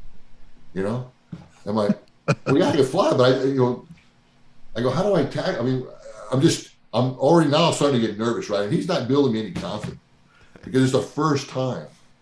And I'm like, okay, well, let's go. I said, it's got to be this way, right? If we hit something, it's this call. I can't really see. I told him. So we start to go. I'm like, okay, we get out there, we go. So the same thing. We're doing just doing basic traffic patterns, coming back into land, and of course we're doing it cross cockpit. So I'm looking the other way, and now I've got him sitting there chewing on an apple, and a little bit of lights, and I'm having a hard time seeing. I'm like, am I ready to turn? I go, can you call out the turning point for me? I can't see it. And he's sitting there chopping. He goes, well, you need to look. And I'm like, well, I can't see it. There's too much obstruction. And he's like, well, is that an excuse or a reason? I'm like, I don't know, but I go, can you do that for me? I mean, it's not a single pilot aircraft. And he's like, he's chopping away. He wouldn't say it. And I'm like, well, I know we have to have passed it because, we're starting to get out of it. So I said, okay, come in left. So we turn left, we land, we do it a few times. It was always the same thing. I said, I want to switch to go the other way, right? So it's out my side. So I don't have to look cross cockpit. And he's like, nice. No. So anyways, we go through this thing. I get down there. I'm like, oh man, I was just, my nerves were shot. I was just like, God, I can't believe you just, I don't know what your problem is. You're a teacher, you're supposed to help us, right? We're in the first hours of doing this. You could throw a little bit of not just sitting there chewing on an apple, just ready to take controls unless I lose it. But I kept it. But I went home that night, and we had a couple beers in our refrigerator. So I opened up a beer, and I really sat down and typed. I started to type up my resignation letter. Oh my God! I was ready to quit. Oh no! I was that petrified, and I just kept having a few drinks, and I just like, man, I said, if I can't do that, then obviously I can't fly.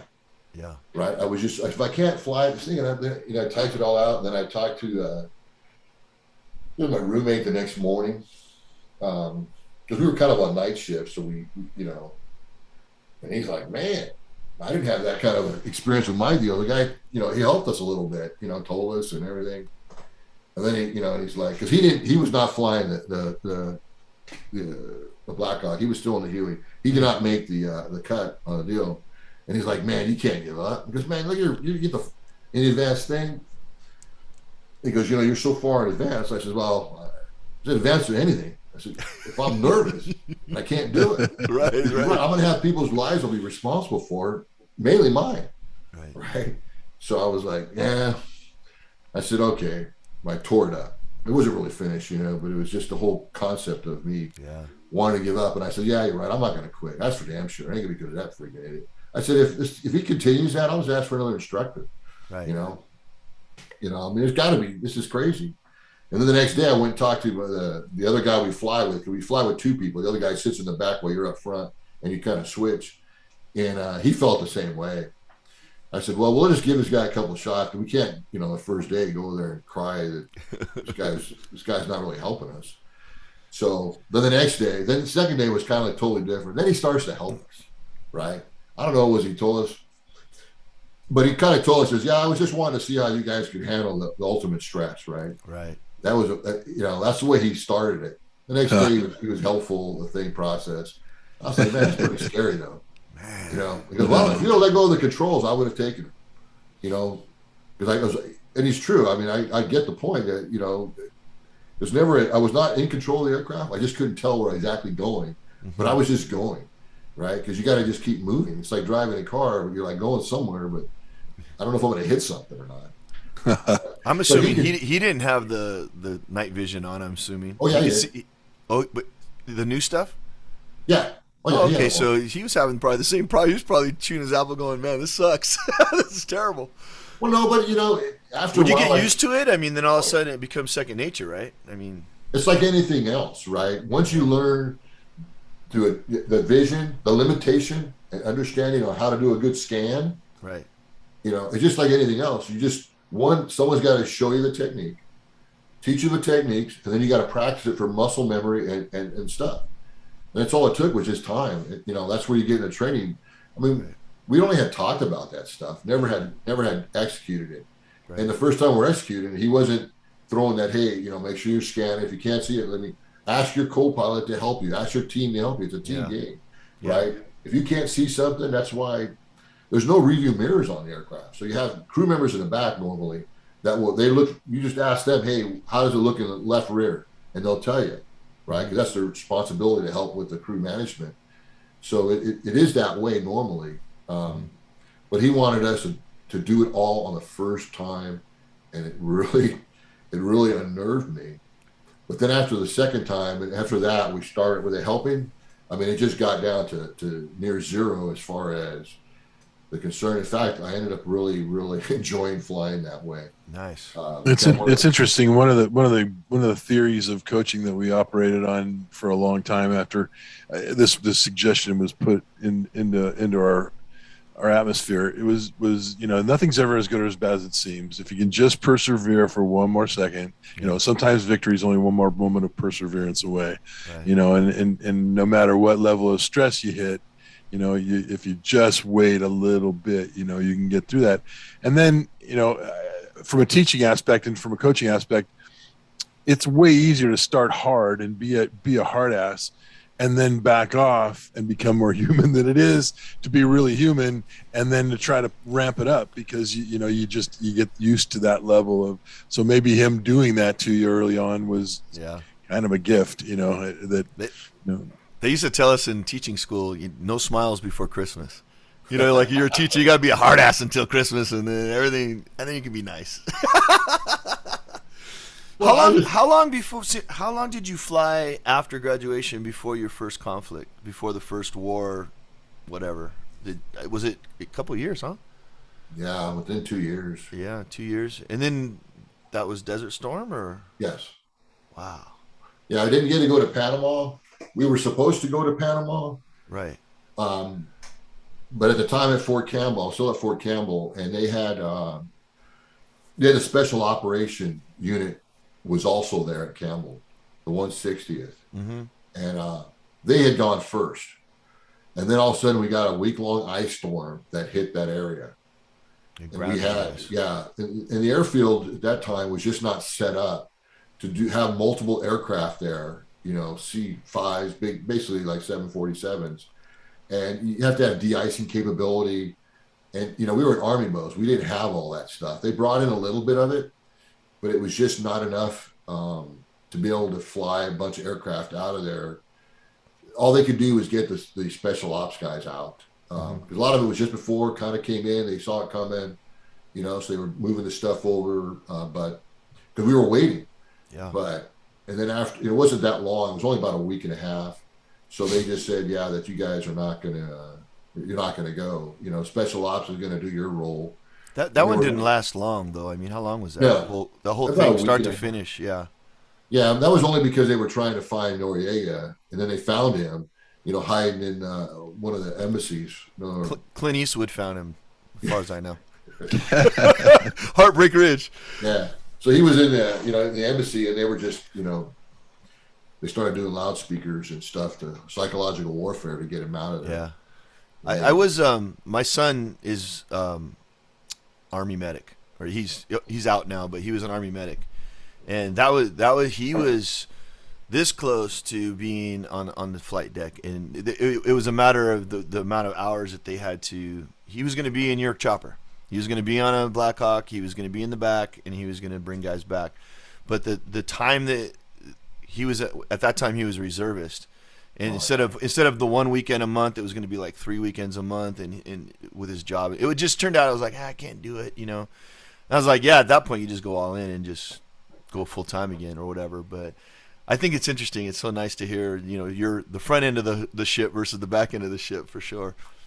Did you have the same crew all the time when you were in country?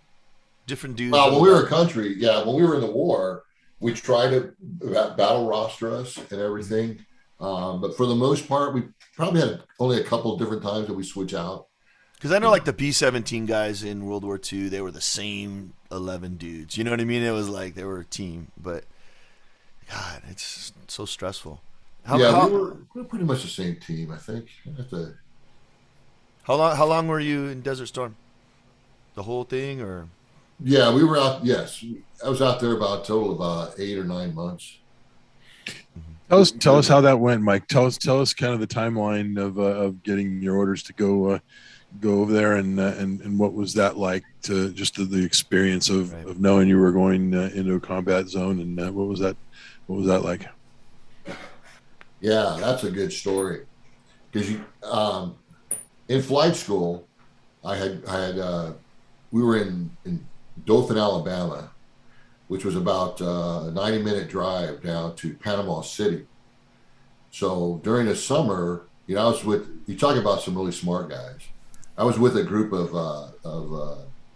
there was about a dozen guys from the West Point Academy. So all these guys are 4.0 guys, really super smart, you know. And one of these guys had the idea that, you know, that we should rent a beach house at the beach to go down there for the weekends, you know, because we're going to be there almost a year. So it was like from March to September, you know. So get the cool breeze, get the cool breeze coming, huh? Yeah, you know, they were all kind of just, but, you know, they needed someone like me to make it actually happen. Because they were just kind of talking about it. Yeah, those are those nerds that I told you that couldn't get anything done, and you're the man that's going to pull the trigger. No doubt about it. I tell you, I mean, I got you pegged, Mike. So you know, it was really a great setup in a sense where we all, you know, paid a little money, and it was kind of like our weekend beach house, stuff like that. So I was down there, and on one of the spring breaks, I actually met Ann, my wife. Oh, wow. Yeah, she was from Memphis State. She was doing spring break down there. A friend of hers, her sorority sister's grandmother had a condo down there in Panama City. Wow. So they were staying at their grandma's condo. So I met her at one of the clubs during the time, and then, you know, we just kind of kept in touch, and yeah. So we ended up. So after flight school, you know, as we planned on getting married. And I proposed to her. We planned on getting married, and then it was going to be that following year, and that's when we got alerted to go to Iraq. Man. So I had the wedding all planned.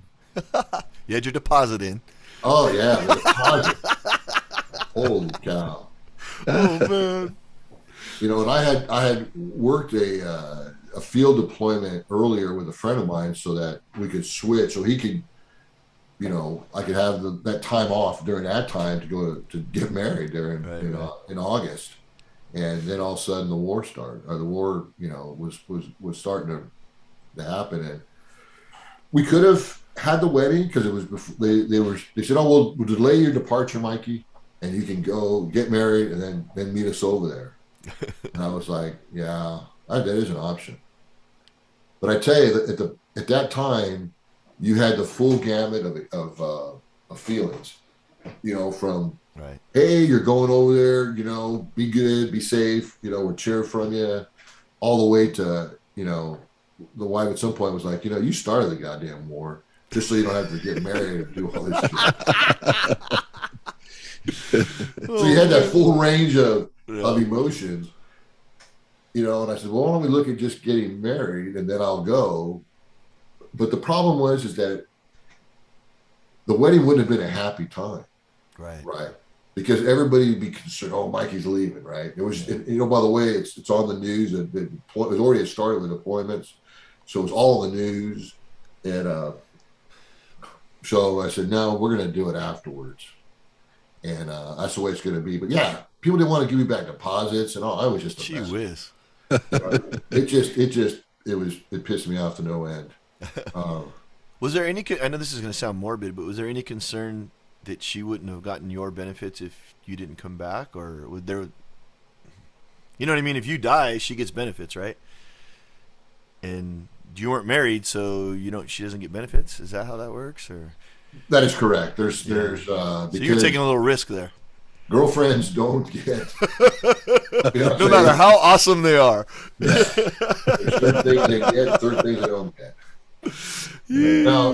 Now, so yeah, that was a big concern. I'm sorry for bringing that up. I think that was awkward. I didn't mean to make it awkward. I was just like, gee, because that was a big thing in World War II. People were just like rushing to get married on the freaking docks when they got shipped out. Like right there. Well, that's what we did. Oh, you did? Yeah, we went to the Justice of the Peace and got married. Oh really? Okay. I thought that. I didn't let you finish your story. I'm sorry about that. No, that's fine. That's cool. All right. No, it was because of that technical reason. Yeah. It was a technical thing, because that was the other problem. She wasn't going to have an ID card, so she wouldn't have been able to get on the base. Right. And they had a support group. A lot of that stuff was on the military. She didn't have the access to the military health care, all this stuff. Right. We were all lining that all up. We were sitting there in your, she was what, 22? Just graduated the year before, or that year. Yeah. Yeah. And, I was, so there was no other way to do it. Yeah. So yeah, we went and got Justice of the Peace wedding. And then that way she could get hooked up with all the benefits. And if I did pass, she'd be able to keep some of them, to include the life insurance. But the main thing was the medical and the access to the installation where all the support was. And then did you guys have a big party when you got back? Like sort of the... Yes. And that's what ended up being the best part of it all. Yeah. Because we actually had the wedding in Memphis, nice. Right? And then we went to California and had a reception. Nice. At a VFW hall my family got. Nice. They were able to get. Well, the problem was that we didn't know when I was coming back exactly. So they only had like 2 weeks notice that, I'm going to be coming home in this time frame. Right. I'm coming home in 2 weeks or no later than 4 weeks. Right?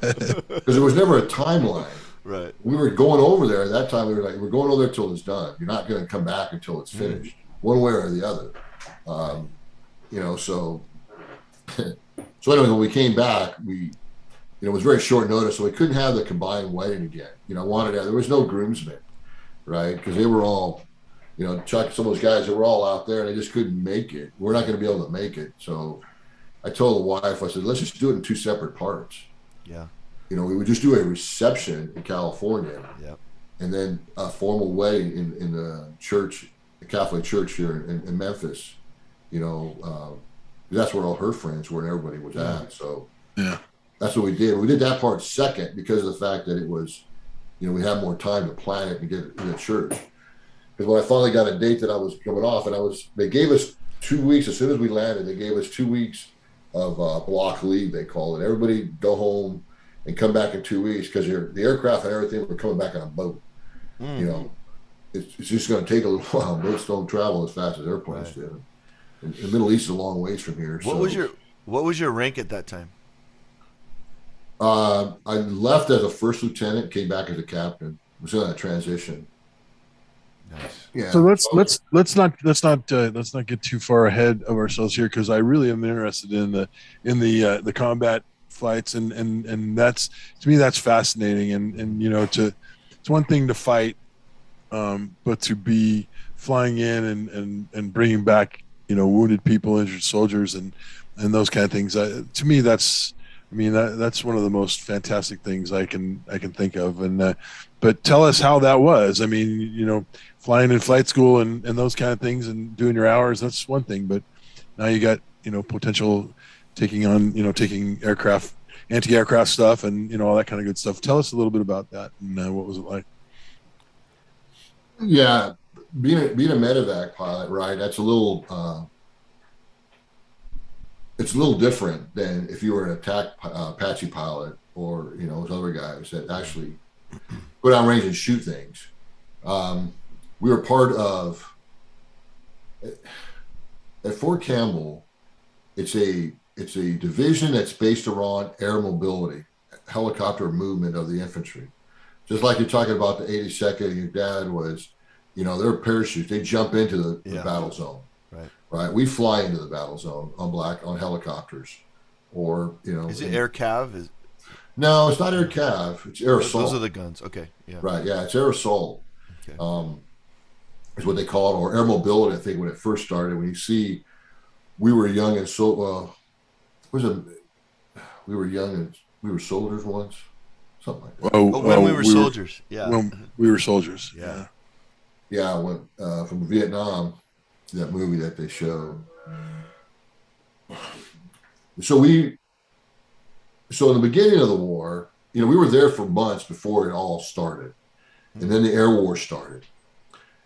But when the air war started, there was we were doing deep probes into the battle, doing reconnaissance into the area that we were going to go into, so they could film and find out what they had actually built there.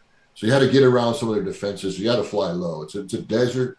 It's a very flat, open terrain, very limited contrast and visibility, which was a real challenge. Because you get, when you're looking at a green thing, you can't tell the horizon. If it's really dark, you could actually just fly right into the ground, not knowing that you're descending. We did not have, we had radar altimeters that would tell you how low we were on the ground, but they were kind of they were not instantaneous. They were almost, there was a lag time in it. So it was easy to do. We actually never hit the ground, but we came pretty low, and someone said, "Hey, you're descending," right? So right away you're pulling up the collective to try to get out of there. But so how high are we talking? What's the optimum level? Are we talking 25 feet? Are we talking 100 feet off the ground? What's the optimum height? Well, the higher you are, the safer it is. The lower it is. It depends on the threat and the area you're in. Okay. So normally we were flying about 100 feet, trying to stay, in safe and everything. But as you got closer and the threat, you would go down to 25 feet. So you're potentially at 25, 30 feet. And how fast are you going? Like in miles per hour? Did those things go 80 miles an hour? They go 100 miles an hour? How fast do those planes go? Or those copters go? It varies. If you're taking heat, like you're trying to get going, you're buzzing, going fast. Well, that's where the risk comes in as far as how your altitude, right? The lower you are, the slower you got to go. Oh. Because your reaction time to hit something. Goodness. It's not completely flat. There's little mounds and little hills. Yeah. Right? So you can ram right into those damn things. And you don't have reaction time. Mm-hmm. If you can ever see them. During the day it's a lot easier. Yeah. But then you're a lot easier to see. So yeah, you would go from anywhere from 50 to 120, in that whole range. It just depends what you needed. But if you're at 100 feet, you're probably going 100 miles an hour, huh? Oh yeah, yeah. It's not that difficult. Okay. And staying there and cruising. I had no idea how fast the helicopters went. That's interesting. Yeah, just depends how quickly you want to get out of there. Yeah, let's go. Yeah, so there was initially I was set up with an organization that was doing the first deep strike on opening day of the air war. No, I'm sorry, not that. It was the opening reconnaissance. It was before the air war started, and what they were doing was they were just taking their Apaches who had a gun camera on them.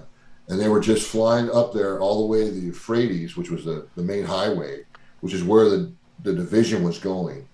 So they were going out there just doing, kind of like, S patterns to do reconnaissance, to scout the whole area and record it so that you can come back and intel guys can look at it and see what's there. Because even if they spotted you, right, they would be lucky to shoot you because they were blacked out and they were flying fast and, they were zooming around. It was also, the normal intelligence, high altitude cameras were showing nothing there. Oh. So they just wanted to verify that on low level, right? Because again, those cameras have limitations.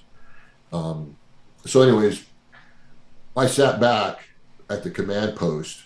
It was forward, but it was set up temporarily. That had two Apaches, a Blackhawk helicopter, and my medevac helicopter sitting there, in case they got into they got shot down, they got in a firefight, they lost an aircraft, and they were going to launch a downed aviator recovery team. Nice. Right. DART team is what we were called. That we would go in there with them, or just a maintenance problem, right? Yeah. That they had to land because unfortunately that happens too. Yeah. Got to have your record. Yeah. And so we did that for several nights out there. Luckily, there was no incidents. They were able to film everything they needed and brought it back and got all that filming and stuff. And then, but then that same crew, they left, but they didn't have the recovery team station on alert that I was part of. The Apaches and all that went in there and took out a remote air defense site. So that opened up a pathway for the Air Force to come in and start to take out their air defenses first. You got to take out the air defenses first, and then you can come in there with the bombers and all that to start bombing and do all that stuff. And that's that was all Air Force. That's the stuff we saw on the TV, right? Right. That was the first 45 days. They opening of the air war. They started against them, and in that case, the Air Force has their own long range medevac. They call them combat search and rescue crews. They have their aircrafts equipped with a long tube that they can hook up to a fixed wing aircraft to refuel in the air. Air-to-air refueling is what that's called. Right. Our aircraft does not have that capability, so we're very limited in our range. Right. With that air-to-air, they can just keep going and get more fuel and just because the air crews were going on very long flights, deep into Iraq. It's a big country. How far can the Blackhawk go? Do you remember? No, it's got about a 2-hour range. So you can go a couple hundred miles. That's it, huh? Yeah, if that. There's a lot of variables in that. Yeah. Weight, Yeah. I don't remember the stats. Was it long? We had to do it manually. We had to figure that out manually with these little whiz wheels kind of stuff to figure out how much do we weigh, what's the temperature. With the abacus.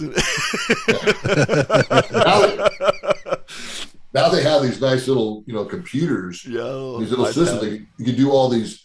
You can do all your flight planning electronically. Put it in there, and then it could take it in like a little slot. You can put it into the computer systems in the aircraft, and then it'll integrate into the computers that are on. You just got to make sure your iPhone is charged before you leave, right?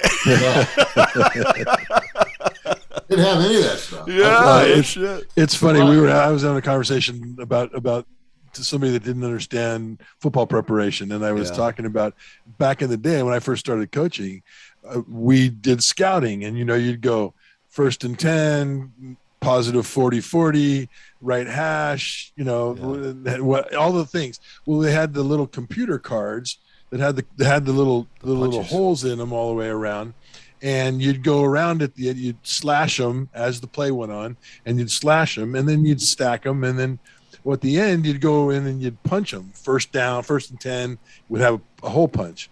Well, at the end, you'd slide a coat hanger through all those stacks of cards, and you'd shake them out, and all the 1st and 10s would be left in the pile. Yeah. So that's your 1st and 10s.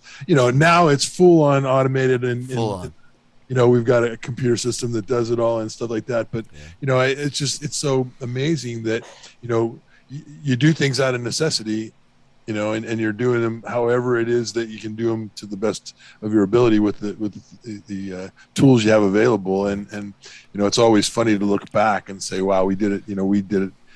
Nowadays, everything is automated and so much easier, at least in appearances. We're analog, Chuck. We're analog. We're not digital. We're analog. I'm telling you, man. How many missions were you flying a day? Or how many times were you going up in the helicopter when you were in country over there? Is it 3 times a day or 1 time a day? You just waited until they called you for pickup? Yeah, it totally depended. Because part of the initial part was just a buildup. Yeah. We were just rolling in forces in there. There's a physics to movement. Yeah. When you're trying to get 500,000 people with all their equipment, that's a lot of ships, a lot of planes. Yeah. We're talking thousands, and it just takes weeks to get that stuff in there because even a 747 holds 350 people. Yeah. So that's a lot of sorties to get that many people. It's a long ways. I mean, it sounds like you were at the tip of the spear, though, and you were there, up front. Yeah. You were softening them up, that's for sure. Most of the time, we were sitting around waiting. Yeah. When we started movements and we had stuff, they set up inter-theater medical support because there was we started in one place and then we had to drive hundreds of miles to other assembly areas and started making this stuff. So what they did is they set up theater-wide, rest stops, pit stops areas, which had maintenance, food, all this kind of stuff. And then they would set up area support, medical support. We had a ground ambulance and a air ambulance capability set up there to take them. And we knew where the hospital, the field hospitals they had set up out there. Mm-hmm. So you had this little ever-growing EMS system, emergency management, medical system. They set up like you see in the stateside, right? Local, it was kind of mirroring that, but it was built by the military, and it was for everybody that was out there. They gave them the standard, radio frequency, the numbers to call. Mm-hmm. So a lot of that initially was road pickups, people just getting in accidents, as you do in stateside. Oh, wow. And we had to go pick them up. And unfortunately, there's a lot of guys get hurt that way. Yeah. So you have to get, the Saudis and all that, if they were on the road, they don't really care. I mean, they don't really have insurance on cars because they're so freaking rich. They just push the car out of the way.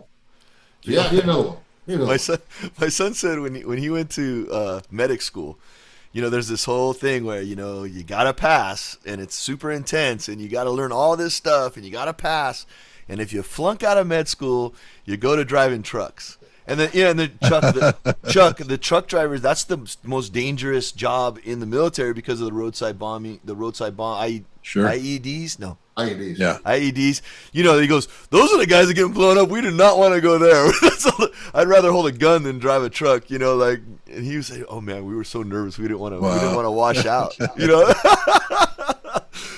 But, yeah, we did all, it wasn't until, obviously it was 30 or 40 days of air war before the ground war, which was really 2.5 days. Yeah. That's when it really got to be tense because that's when, and there was an article that somebody came and did an interview with us because I was at a Ford staging area and we were sitting on alert as part of the integrated system for the road, the main road that people would come, a tap line road it was called, and they were just, if there was an accident, they needed an air ambulance, and they were in our sector, we would go to them. So it was, we sat on that. My team did. We were a team of 3 helicopters and 3 crews. So that was a team, so we could pull 24-hour duty for days. And there was a reporter that came out there and wanted to do an interview. And of course, the guy I was flying with, because I was still a junior pilot. So he was in charge. He was a warrant officer, and he was in charge of the crew. I was in charge of the overall team. But, he understood the difference. He was a great guy, and he was a hell of a pilot. So but he was all excited. He's like, oh, yeah, let's go do the interview. And I'm like, no, I don't want to do an interview. I said, there's no reason to do an interview. There's that shy guy again. Yeah. My first instinct is no interviews. No, we're not going to go talk to him. Dummy up. I said, because first of all, he's going to probably want us to talk about what we're doing and set up for the war. Yeah. I said, that's crazy. You can't do that. You can't talk to him. He's like, no, he's already said it. He's not going to ask any of those questions. It's all going to be personal. It's all going to be stuff. And I'm like, yeah, that's what they say until you start going. And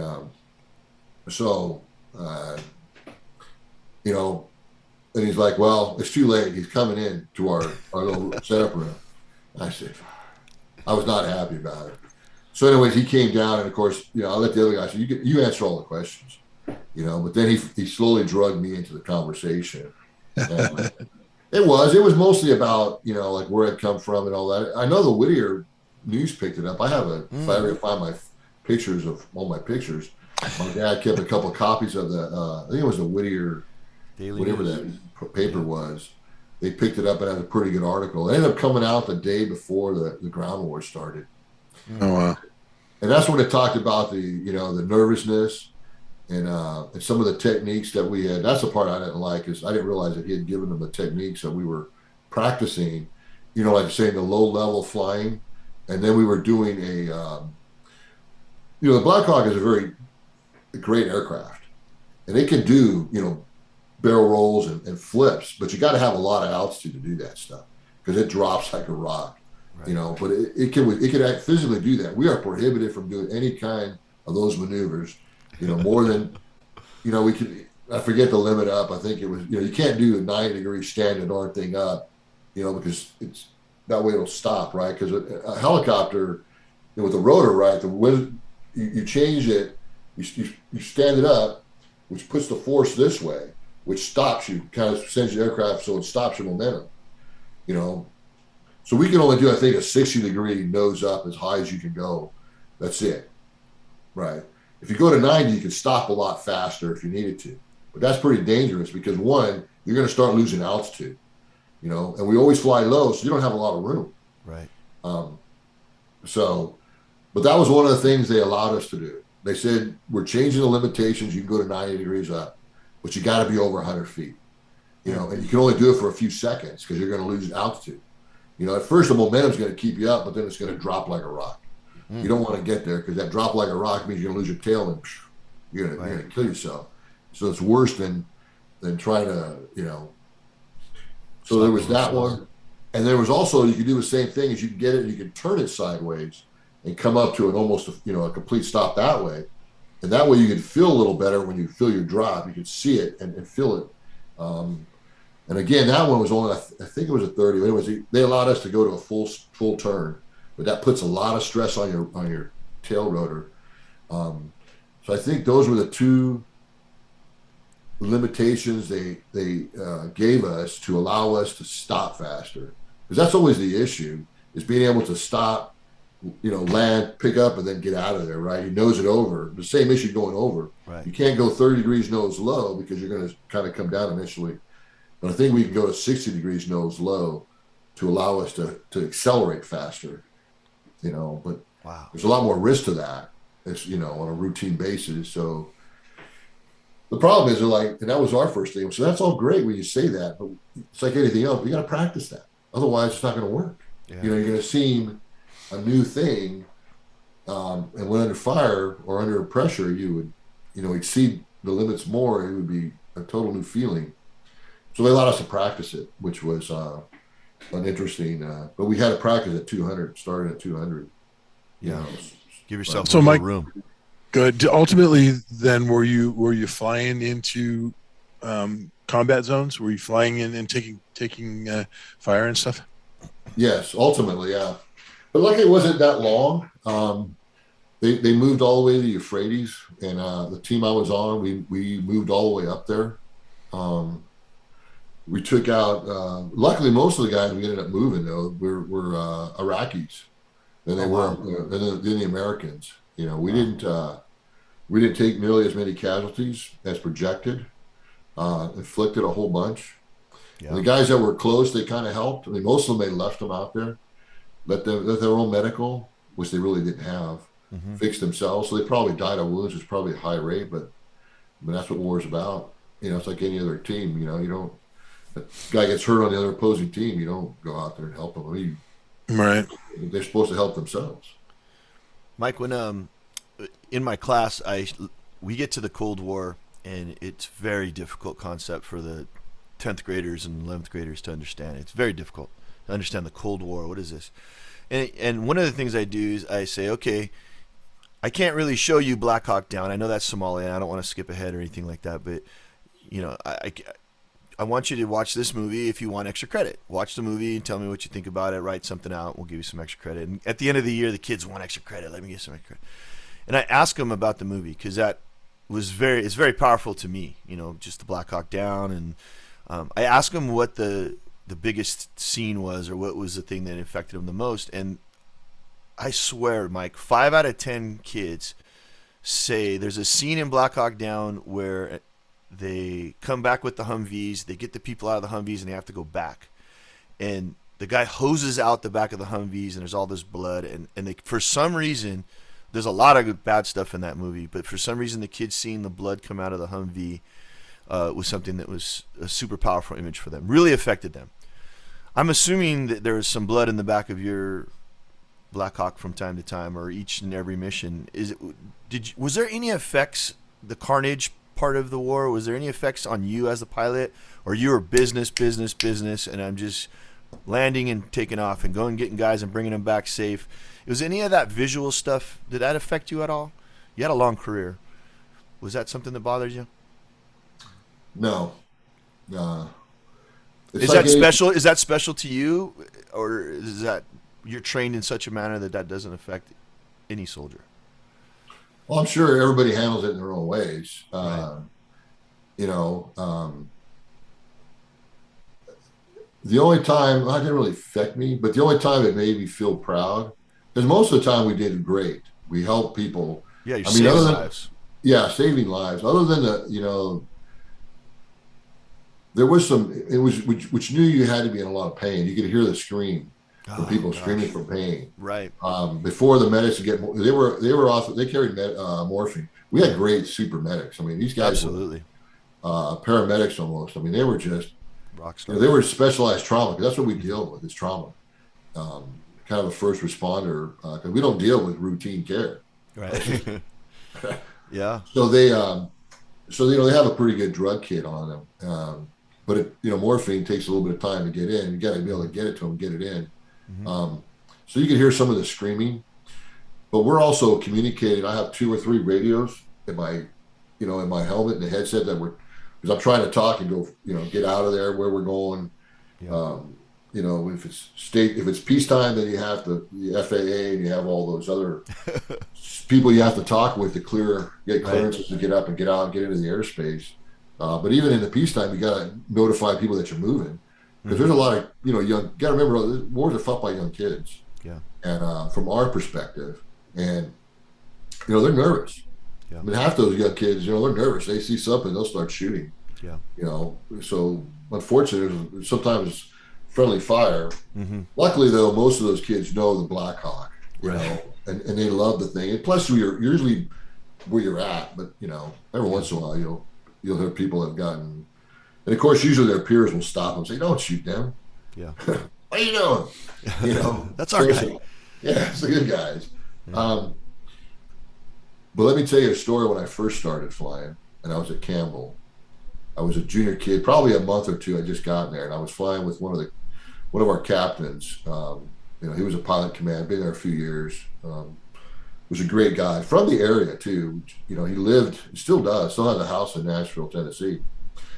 We were doing a transfer. I think it was from Knoxville, Tennessee to Nashville, Tennessee. It was a neonatal patient move. It was purely a civilian daytime operation, and but I don't remember how we ended up with this. It must have been a military child or something. How we ended up with it, I don't remember. All I know is that we're like, hey, Mike, we're gonna fly cross country to Nashville, because we were in out there in Clarksville, and we're gonna stay there. We're gonna pick up this neonatal, put an incubator on board. We'll have to secure it down. We'll bring in a specialized doctor and all this stuff, and then we're gonna take him to a neonatal specialist in Nashville. Mm-hmm. Like, okay, sounds great. Deal. So we left in the morning. We didn't take goggles with us or anything.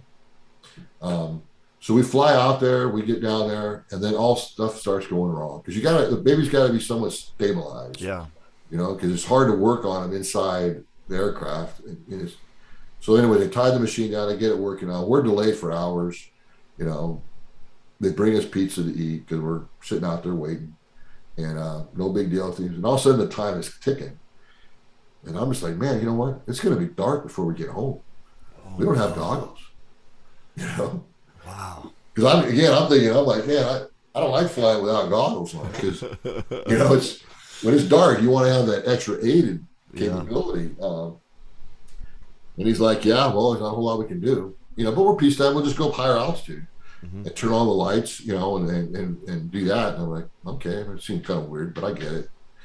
You know, we're in Nashville. We're you know, in Tennessee. So we finally get it all organized, and he comes out and says, you know, because he had done the planning with them, because we're going to have to stop at these 2 small airports, and we got to pick up oxygen. And I was like, well, why don't we just take all the oxygen we need? You know, it seems simple. Why are we going to stop and get some? Why don't we just bring it? We got plenty of space here. And he's like, well, because we don't have enough bottles, and the kids got to be on 100% oxygen. And I'm like, okay. I said, well, I hope this stuff is set up. You know, but I wasn't, you know, he was the boss. I was, you know, just understanding the plan, you know, the game plan. I said, okay, you know, and he goes, I'll do all the talking, you do the flying. I said, okay, I'm fine with that. So we take off, and sure enough, you can hear him in the back saying, hey, we're getting low on oxygen. And he's like, the airport's right up here, we're calling. And I'm like, well, who's supposed to give us the oxygen? You know, these are just small. And sure enough, you see flashing lights there. The police are there. The police had brought the oxygen over from the local hospital. Wow. So we come in and we land, you know, I try to do it as fast as I can, but, you know, the problem is you can't do a lot of shaking. So there's a trade-off. So we land, you know, door opens, you know, cops are running, everyone's switching out the stuff. We get it, we close the door, said, okay, we're good. So we taxi off and take off. We do that twice. Both times worked perfectly. I'm like, holy cow, this is great. You know, we're going to save this kid. And then we're going into Nashville. And Nashville has a major international airport. And the same thing, they might say, hey, we're getting low on oxygen. We need to go in.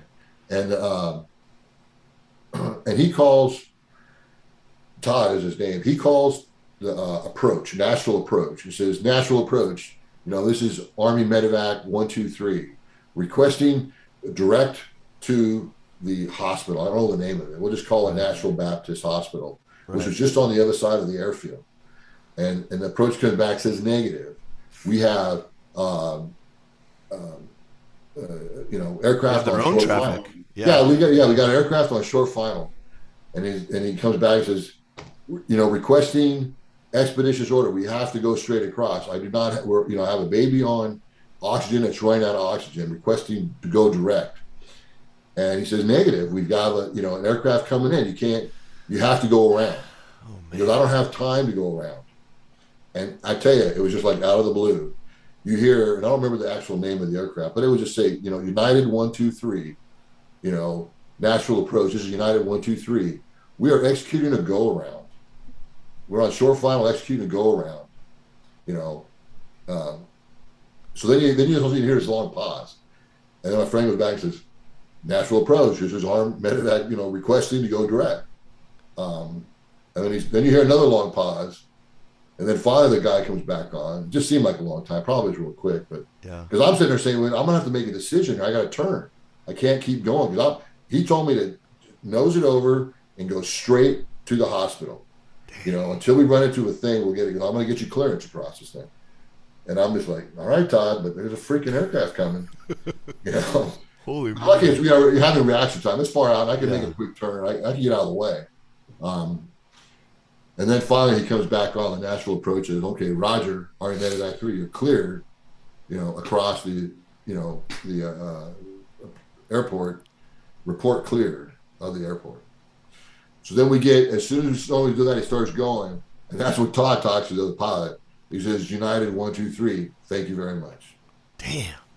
See, he knew that the guy called, but I didn't catch that at first. Yeah. But that was, you know, because again, it was one of those, you know, as a junior kid, I couldn't comprehend all that processing that was happening as quick as he was, because I was more focused on the flying part and making sure, one, I wasn't going to hit nothing. And oh, by the way, where am I going to turn and go to? Because and also now it's starting to get dark, so losing visibility. But luckily, I was just climbing up higher, and I knew if I was over 500 feet in the air, I wasn't going to hit anything, because there was nothing in that area that was that was greater than 500 feet. Mm-hmm. But that came in. But I tell you, that's when I really felt once we got there and we still had oxygen in the thing, and the kid got out. He survived, by the way, because that was one of the things I called up the next day. I wanted to find out. I just wanted to know. But there was a lot of little stories like that, not as big as that one, but I tell you, once we got in there and landed, I looked over at Todd and I said, "Holy cow." He goes, he just kind of looked at you confident. He's like, "Yeah, I knew they'd let us go through. If not," but what it is, I didn't realize too, that he knew that airport really well. Because again, he lived in the area and he had flown around there. He says, "Were those guys come and land on the airfield?" He goes, "I would have gone right over the dead center of the airfield because the guy would have been on the ground. I would have cleared it. I'd have been over 1,000 feet, and let them go ahead and file a complaint against you. Because one, you're going to have to get the pilots to agree that it was a hazard, and the other pilots are like, it's that whole code, right? It's like a coaching code, right? You guys share information, you help each other in a general sense, especially. Anyways, it was just it was one of those things. That's amazing. That's amazing. Mike, let me jump a little bit here. We obviously just celebrated or remembered 9/11. Obviously, a big part in your career. Has there was a lot of your career is a direct result of the 9/11 stuff, and from what I understand, can you talk a little bit about your feelings? I know it must be a tough day and an interesting thought process of all that has gone on since. There's a million shows and theories about all the different possibilities of what went on and the realities. That can you talk a little bit about what your thoughts were a few days back on 9/11 and how that impacts you? Yeah, thanks. Yeah, that's of all the things that I've been through, that now is becoming one of the most difficult things to remember, because I guess the way we remember it, and we come back and kind of we relive it. They show all this stuff, so it a lot of things I've done that weren't recorded. Right, like I just talked about the trip we went from Knoxville to Nashville. That wasn't recorded. A lot of the stuff we did during the war, the bigger part of the war, was recorded, but not the actual little parts and pieces that I did and the missions we did. I mean, we have some pictures of static pictures, but that was the overall. And the reason why it comes into me, or it's becoming more and more of an issue. Normally, nothing has really bothered me with all the different things, whether we lose a championship game in high school, or, even in Cerritos, we lost the bowl game, avocado bowl. Or we tried avocado bowl. But, it was the golf, only because I was in the actual wedge of the Pentagon when the aircraft hit. So it was really, I wasn't flying. I was just, I was in a like a shirt and tie kind of thing, and having to get out of there because of the smoke and fire, just like everything else. I mean, I thought it was a bomb that had gone off, but I was new and I was going. It's like everything else, instinctively which way to go, which is against where the heat and the yellow glow is coming from, because there wasn't direct fire right there initially. The room I was in burned down, but it was a delay because it was a new wedge they had just completed. And because they had just completed it, the Army was doing a training. They had a training room they built, in a modern training room where, they actually had computers and stuff and everything. But they had fire doors. So I was in the third wedge. The first two wedges got penetrated by the aircraft. So the third wedge didn't get penetrated directly. But there was so much fuel and all that it all burned through. But it took, I don't know how long it took, but it took time to get through there. But one thing it didn't take me long to get out of there. Yeah. And again, you go back to the screaming, which now I know people were burning that were screaming and stuff. And I guess that's one of the things that's probably what bothers me the most, is not that I never went back to try to help, right? Intuitively, I'd only been there a few weeks. I didn't even know really where I was. Because once the lights go out, there's a glow to it, but I don't know, intuitively, I just went the other way. And luckily, I ended up in the center area of the building, and and it was just all the smoke and the damn thing. But I just kept moving away, and so now that it comes back all the time, it just keeps getting worse. Mike, did you know that what was happening at the towers while you were in the Pentagon? Because the Pentagon happened third, right? It was a third plane, right? Or no? I don't know if it was a second or third. Second. Well, I mean, at least there was one before they attacked you guys, right? I had known there was. I was not in my normal work spot. I was on 10 and 11 September because I was new to the Army staff. They called Welcome to the Army Staff training, where you learn how to do some of the paperwork you had to do. Right. So at this time you're still military. Oh yes. But you're off the bird, and you're now. I was a major, promotable, to lieutenant colonel, but I was a major at the time. Okay. And I had gone over. I was working on the Army staff.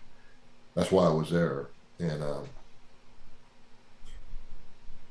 so I'm sorry, I forgot what I was thinking. How did you end up on whatever job, let's say, that took you to the Pentagon? Okay, before that I was in Germany. I was in Wiesbaden, Germany, and I had been. I went over there, and I was commander of the 159th Air Ambulance Company. We had 15 Blackhawks at the time. It doesn't exist anymore.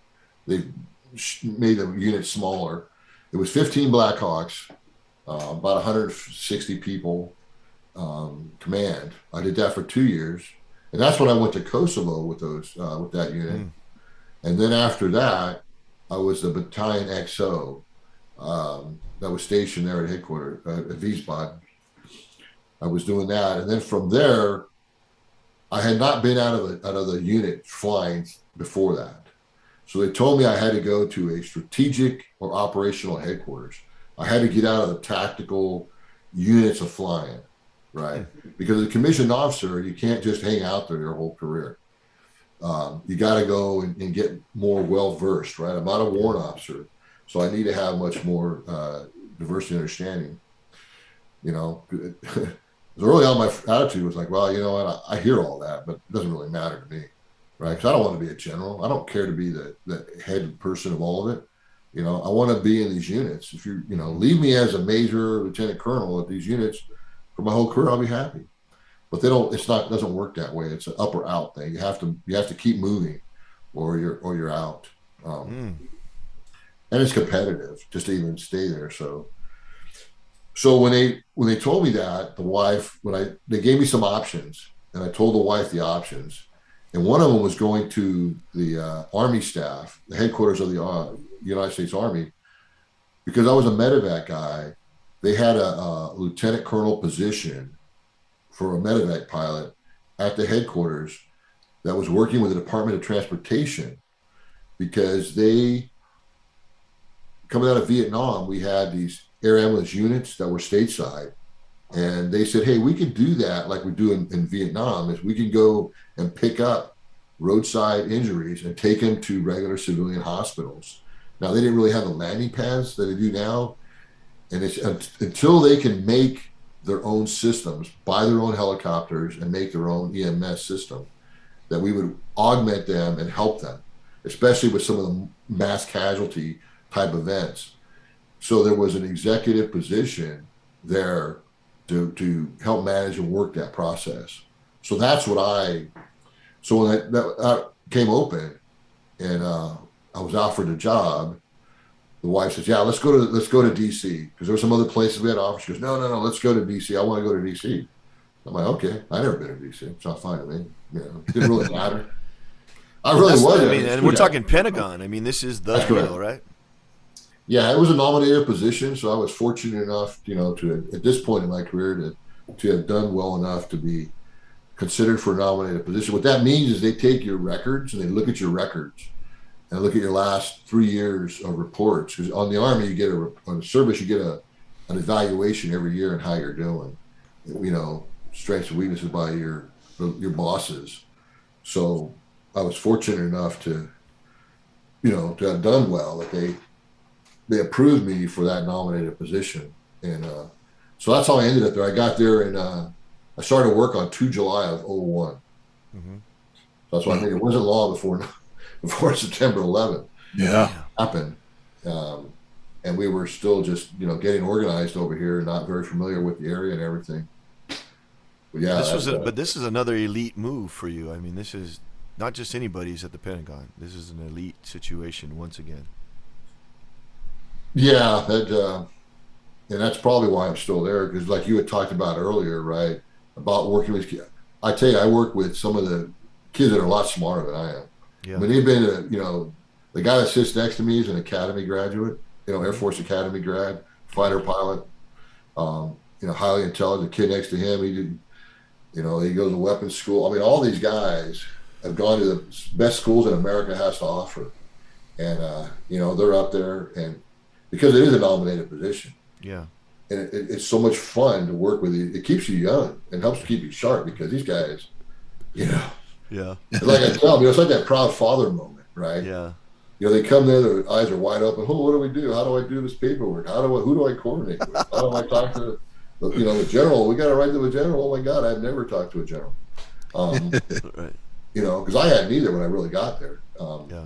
So you get to this, but then all of a sudden, after a few weeks, some of these guys in 3 to 6 months or 3 to 6 weeks, I mean, they're up and running, and you're just like, yeah. You're like, yeah, it's that proud moment. You're like, yeah, these guys are fully trained, and they're ready to go. And you must have been in some pretty amazing rooms there with some pretty powerful people.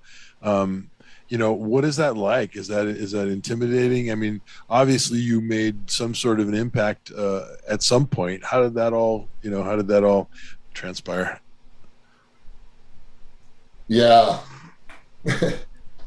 Yeah, that's very, very interesting, because it has to go back to the beginning, because I was a medevac pilot in a medevac position as a medical guy in an operations organization, because the Army surgeon and the medical department has its own separate system, and they have all their own people, right? And so that's where I belonged. But they had this one slot, that was over in the operational side. The guys that do all the operational work, the crossover. Yeah, and because, like I said, I work with a lot of the infantry officers, because that's where the Army is. But a lot of those guys are alpha males, right? They don't, pretty stubborn, and but all highly intelligent. I mean, they're in charge, and they want to be in charge. They want all the recognition and deserve it. Well, so you have to balance yourself, working with those kind of people that, I mean, part of it is letting them know they're in charge, keeping, serve the ego. Yeah. Serve the ego kind of thing. But, a lot of it is they're just, so anyways, so after 9/11 happened, the Army was the executive agent for supporting all things domestically. Oh, wow. Well, Secretary Rumsfeld and the whole Congress and everybody decided that the United States is no longer a safe haven, that we are now a battlefield. So we need a combatant commander that will have this area of operations. So that's when the decision was made to stand up NORTHCOM, and Northern Command, is a geographical combatant commander that supports this area. And they said that so the Army Executive Agency would be terminated, and it would go back to the Office of Secretary of Defense, and the Joint Staff would run the middleman, as they do for everything else. So our office was disbanding, and they were building a new organization up in OSD and the Joint Staff. And first of all, they said, we want all you guys to go with us. And most of them, there was about 18 people, and only 2 of us said we would go. The rest of them said no, they did not want to go. And the reason why is because most of them had been there a while, and if you go up there, you have to restart your clock. It was a minimum of 2 years to work on the next level of staff before you can go. But everybody knew, I mean, we already were going back to war, right? We were going to be starting the whole war thing. And they're like, no, because then if I go up there, I won't be able to go to the war. So they're like, no, I want to go back to a unit and go to the war. But for me personally, what happened when I just gotten here, and because we had been, in the Gulf War, been in Kosovo War, now we had 2 young children, she was not interested in doing that. And so I had a kind of decision to make, as everybody does. Another one of those things in your life that I didn't, for personally, I wanted to go. I wanted to get back in the game. It's like any other team, right? Put me in, coach. It's game time. I don't want to be on the sideline. I've been practicing all these years. I want to get back in the game. That's what and you're in your prime, Yeah, so it's like, but I'm like, okay. I said I will go to the next organization so that way I'm locked in for 2 years here, a minimum. And so that's what I did. I went over, and of course, it was kind of funny because when they were making the new organization, the Army medical department said, hey, that's our medical slot, because you have slots, right? And it's an 05. They said, we want that slot back to leave it on the Army and not take it to the Joint Staff, because we don't have that many of those slots. And that slot does not belong in the operational slot anymore, because we weren't going to be dealing with the medevac department of transportation anymore. You were just going to be a regular operations, planner, warfighter guy kind of thing. Yeah. But not really war. I mean, it was more of the domestic. And so it was funny when the guy that was in charge, the colonel, came around and said, hey, Mike, they're looking at the Army said that you can't take your slot. We can't take the slot with them. And I said, well, if they can't take the slot, I said, then I can't go. I'm going to have to stay with the Army, because I said, I got to stay in the slot. Because you have to be in a flight slot for your flight pay. Right? And I didn't want to give up my flight pay. Right on. It's all about money, right? It's incentives there. So he's like, well, he goes, you know what? You're also a pilot, right? I said, yeah. And he goes, well, that's a combat arms operation. He goes, you know what? We're going to double coat this thing. There you go. And so he's like, yeah, the Army can't, we're taking it. The Army can't keep it, because all the slots were already transferred. It was going to be their choice to give any back to the Army. The Joint Staff, the Secretary gave them all to the Joint Staff. So they gave him a couple back, but he kept mine with me, because he says he wanted me to come over, and which is one of the best things I did. And oh, by the way, let me tell you another little quick, just a point, was the colonel that I was dealing with. When you talk about Blackhawk down, the colonel that was up in the pilot in the aircraft, the Blackhawk, that was up in the Blackhawk, that was talking about to the other crews, that was him. He was that guy in that aircraft. Oh, wow. But there was an actor in the movie. Yeah. But he did it for real. Wow. In fact, he ended up getting out of the Army and going. They filmed in Nigeria or somewhere like that. He was their advisor for a couple years. Yeah. So he made a little bit of coinage on that. And retired and became a civilian. Mike, how much did speaking your mind have to do with your rising in the ranks? Like, are you a guy that you come off as a guy that wouldn't mind having an opinion and wouldn't mind expressing that opinion, and even maybe even counter to the guy above you? Was that something? Am I accurate with that? Were you a guy that spoke your mind, or were you a guy that only spoke when you were asked to? No, I spoke my mind. That really wasn't that. And that was probably more to my detriment than it was to my my benefit. I think a lot of guys respect it, right? There's a respect to a guy that will stand up and say, "Hey, this is what I think." But yeah, some of the people that you worked for you, like that, try to help, because the military has a tendency to do a lot of. It's a bureaucracy. It has a tendency to waste a lot of time.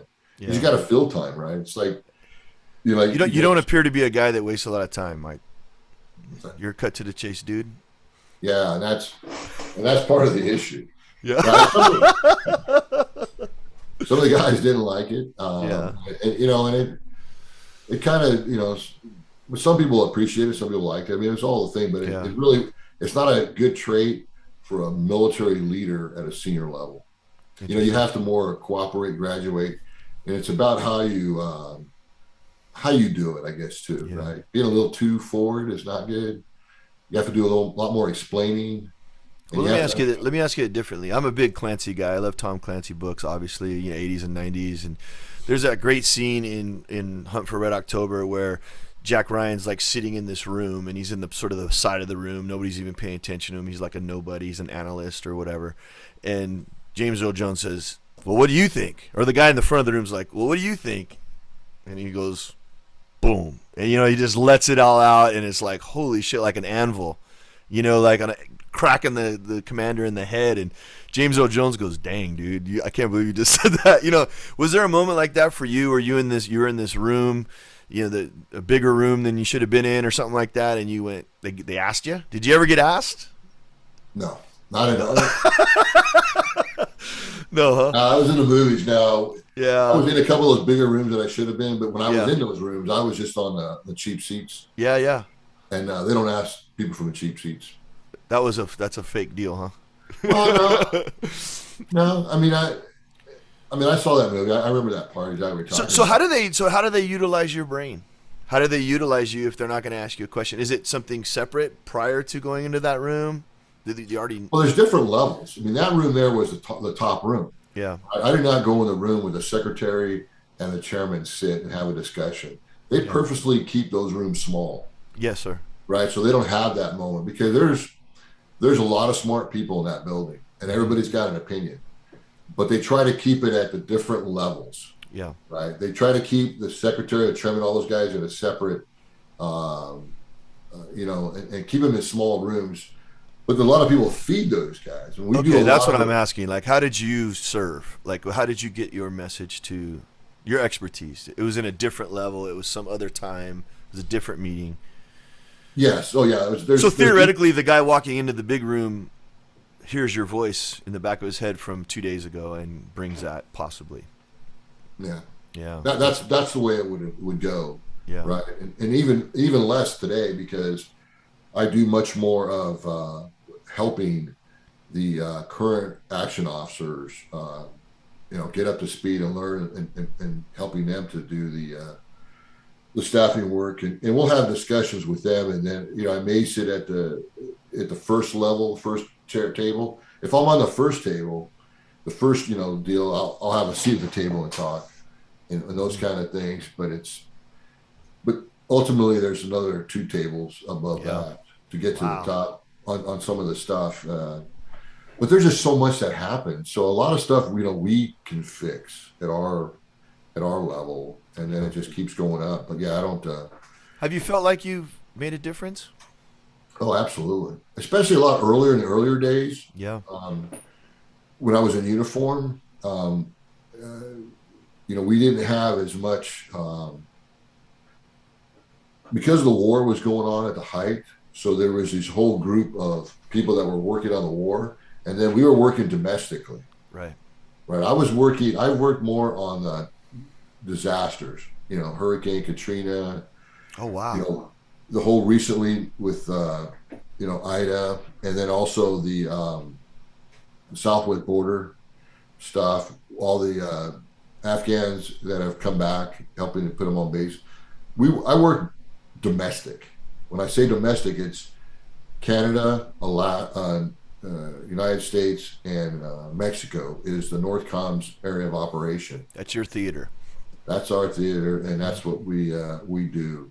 That's where they got me. And our bigger organization that I'm in deals with the other, like CENTCOM, which is where the Afghanistan and all that was in.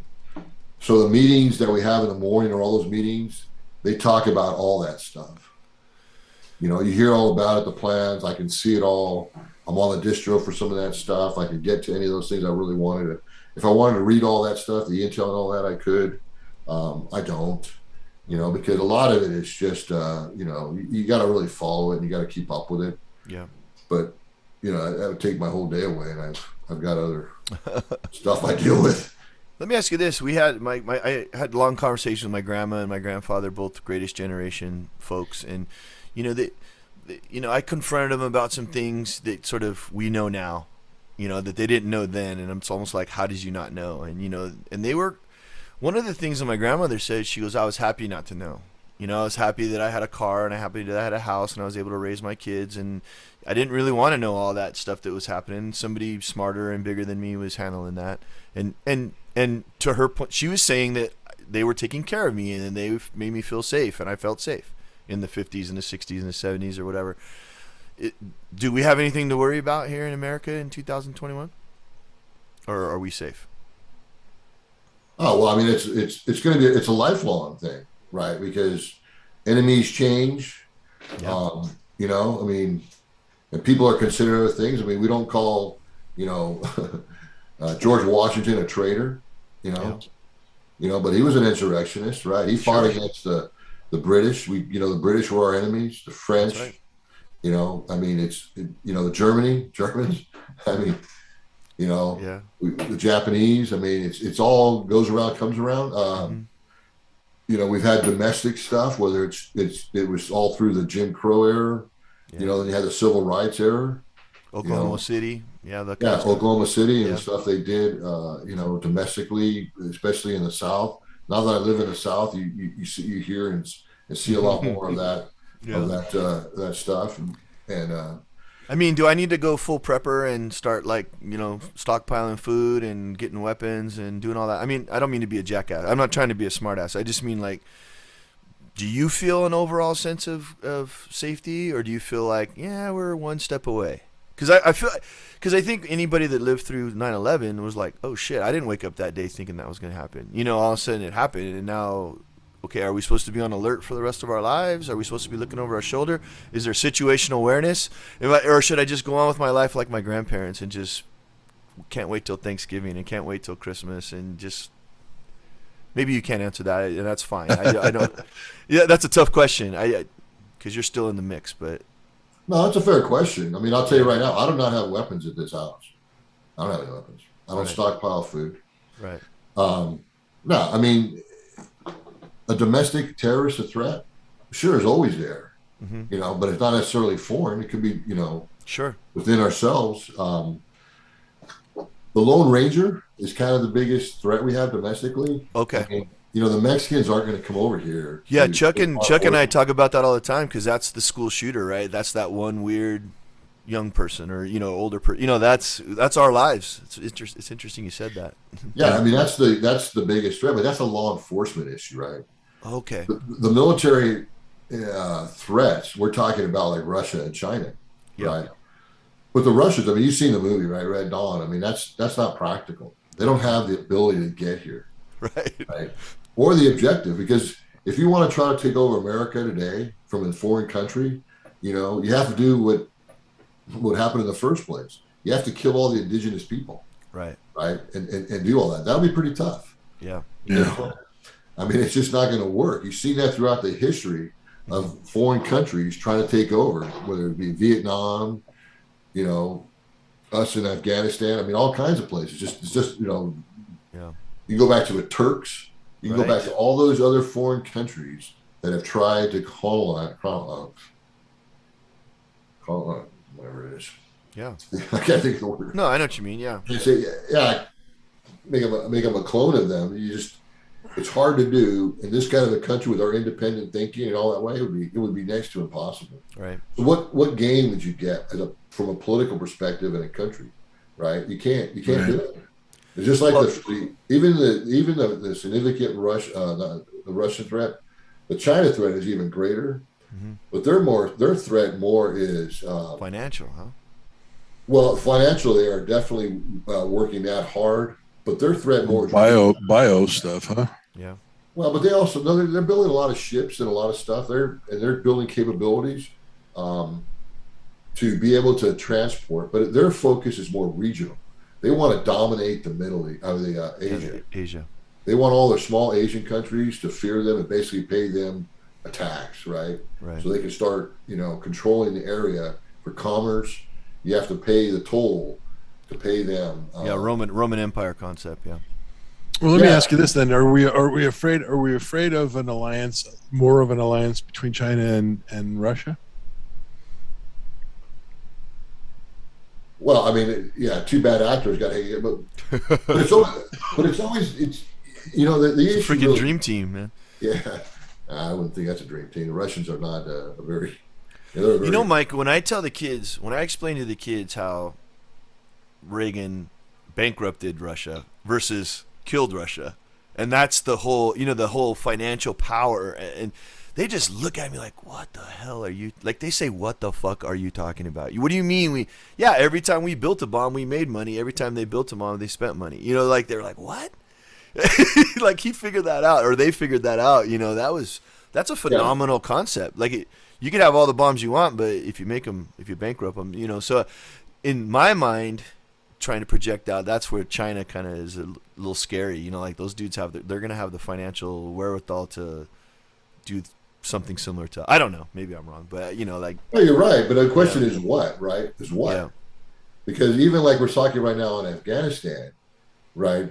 The Taliban, we fought them for over 20 years, right? They were not our friends, not our deal, but now it's all about self-interest, right? Their self-interest, now they got to try to govern, which is not going well for them. No. I don't know if you've seen some of those recent news things. I mean, you got to put the lights on. You got to have commerce. You got to have, if you can't provide basic services, you're going to have anarchy. Yeah. So you ain't going to be ruling anything, right? It's just going to be a bloodbath, and it's just going to be like Somalia, the warlords taking over. Yeah. Yeah. Unless you can create, so it's, be careful what you ask for. Now that you're in charge, good luck with that. We've been talking for a long time, Mike.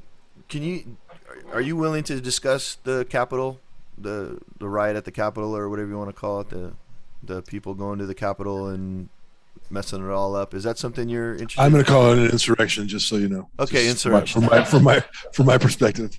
I don't know what to say. Yeah, I feel like saying those kind of words myself. There's no doubt about it. But are you interested in talking about that, or willing to talk about that? Well, I don't just give you my opinion. I was not part of it, right? We were, we were on alert. I was sitting there watching it on TV. I had the TV on in our office, and we also had up there's a law enforcement network. It's a chat room. So there's so many federal agencies here, and they're all separate police forces. That's why there's that's why it's called the National Capital Region. And there's a law that puts all these jurisdictions that have a common interest, especially for the law enforcement part, because of the fact that all you have to do is cross, like the Capitol Police, that's a police force, but their area is just the Capitol grounds. Right. Right. So you walk off the Capitol grounds, they no longer have jurisdiction. Now it's PD, yeah. Yeah, now you're in DC PD that has jurisdiction. Right. You walk into the mall, and that's back to the park police have jurisdiction. Right. So just in a less than a quarter-mile area, you got 3 departments that are different, right? Mm-hmm. Which Chuck will tell you, his dad deal. You can't.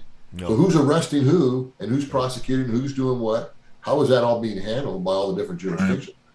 So that's why they create a law out here, and it's called the National Capital Region something Act, but it's the certain between Maryland, the district, and Virginia, and these counties that all have this area, so they have mutual, I don't know if it's mutual aid or whatever it's technically called. They kind of get together, but they also have a network that they have up on chat rooms, so that if there's like a police chase or something that's going on, people are trying to flee the jurisdiction to get away from prosecution, it's not going to happen, because you can, wherever you're arrested, that person becomes, I guess, like instantaneously deputized as whoever's going to prosecute them. So they can take them back to the Capitol Police, even though they were arrested in Virginia. Mm-hmm. They would go back to the Capitol, and they have full jurisdiction.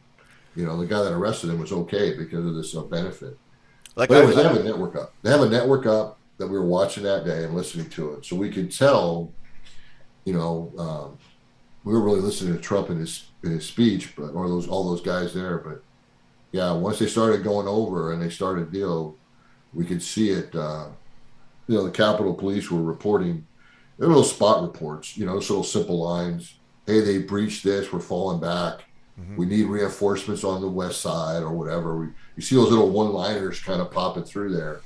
And I guess, like, what did it make you feel like, and what did it resonate in certain ways? Like, I would never, Mike, now that I know that you were at the Pentagon, I would never speak about some weird conspiracy theory from 9/11. There's a gazillion of them out there. It's fucking theater, right? Oh, shit. I was just getting ready to hit him with all I know, that, Mike. man. We're going to get you with that some heavy shit. I have respect, Mike. I would never ask you that unless we had 1,000 beers. But you must have had some freaking feelings about I had some feelings about what was going on there. I was like, what? And it had nothing to do with politics. I'm like, what is going on and why is this happening? And, my mind, I have relatives that were Sons of Liberty back in the day. Like my wife has traced my lineage back to the freaking Boston Tea Party. Like, so, I have that weird, sort of rebel thing in my head. But did you have feelings? I mean, you defended the country. And more particular, you are in this theater. This is your theater, for the last few years, last decade, last 2 decades. What did you think was happening, and what do you think is going to come of it, and what's your prediction on the whole thing? Did you feel upset? Well, not while it was happening, because it was kind of funny because I was working on a project that I was late on. Oh, shit. Deadlines, baby, deadlines. Yeah, that's a real reality. I got work to do here. Yeah. So we got TV going on one side. It's all the way in our little area is about 8 cubes. So there's a big TV back there. It was going on one of the news stations. Right. But behind me is my boss, and he has an office. I don't have an office. Interesting, but so he's got his office, and he's got. Just lean on the water tower the water jug all day, or what? Cubicles, man, cubicles. Yeah, but he's sitting there giving a play-by-play because he's up on his screen. He's got the chat room going. The real stuff, huh? Yeah, and he's talking that, and I'm kind of listening to that because I'm just like, holy shit, this thing's deteriorating, because they made breach into the Capitol. So but I'm trying to work, and I'm like, I'll get this done. Ultimately, I never got it done right because as soon as they breached the Capitol, all games were off. Because then he goes, that's when he said it was changing. He goes, uh-oh. He goes, here it is. We got a request for DOD the DC National Guard. So he goes, I'm going to tell the boss, and we're going to have to, do some stuff. So that's when I stopped working on my project. I said, well, it's just going to be more late, right? Yeah. I'm stopped working on it. I got to finish a day. We'll write we got to deal with this guy. Oh, it wasn't that big of a deal. I mean, we just hate. Sometimes they give us unrealistic deadlines. But we pride ourselves on our Yelp rating, right? Yeah. We try to meet all these unrealistic deadlines, because I'm like, some of this stuff is just paperwork. It's not no one's dying. It is important it gets done in a timely manner, but a lot of times there's other things that pop up that are much more, the thing of the day, because that's what we do. We deal with current ops and crisis. Okay, yeah. So 2 days later, so 72 hours later, you're having a beer, and you're thinking about it in your head. How does it affect you? Or I know my son. I know when the kneeling thing happened at the the football and all this stuff. My son was like, "Well, I think I was a soldier so that could happen. I don't like it. It's kind of stupid, but that freedom is what I sort of served for. He didn't get deployed or anything, but like he served for that. And I'm just interested in what your perspective on it is because you're so deep with not only serving in the military but serving the country, and now that we found out even more specifically this hemisphere and this theater of war, here we have this. Mike, when I went to Washington D.C. for the first time as an adult, it was the first time I went. I was just destroyed by how amazing it was. I was like, this is the most amazing thing I've ever seen in my life. This Washington, just walking the mall and seeing I was just like, whoa, I can't believe it. I've been a history teacher this long. So I guess I'm trying to lead you down some path, I guess. I don't mean to. That's fine. Were you pissed off? You're like, what the fuck? What are these guys doing? These jackass. Is it nope, those guys have the right to do that. They can do whatever they want. Well, it's more the fact they have a right to protest, do what they want. I mean, obviously they broke the law. Sure.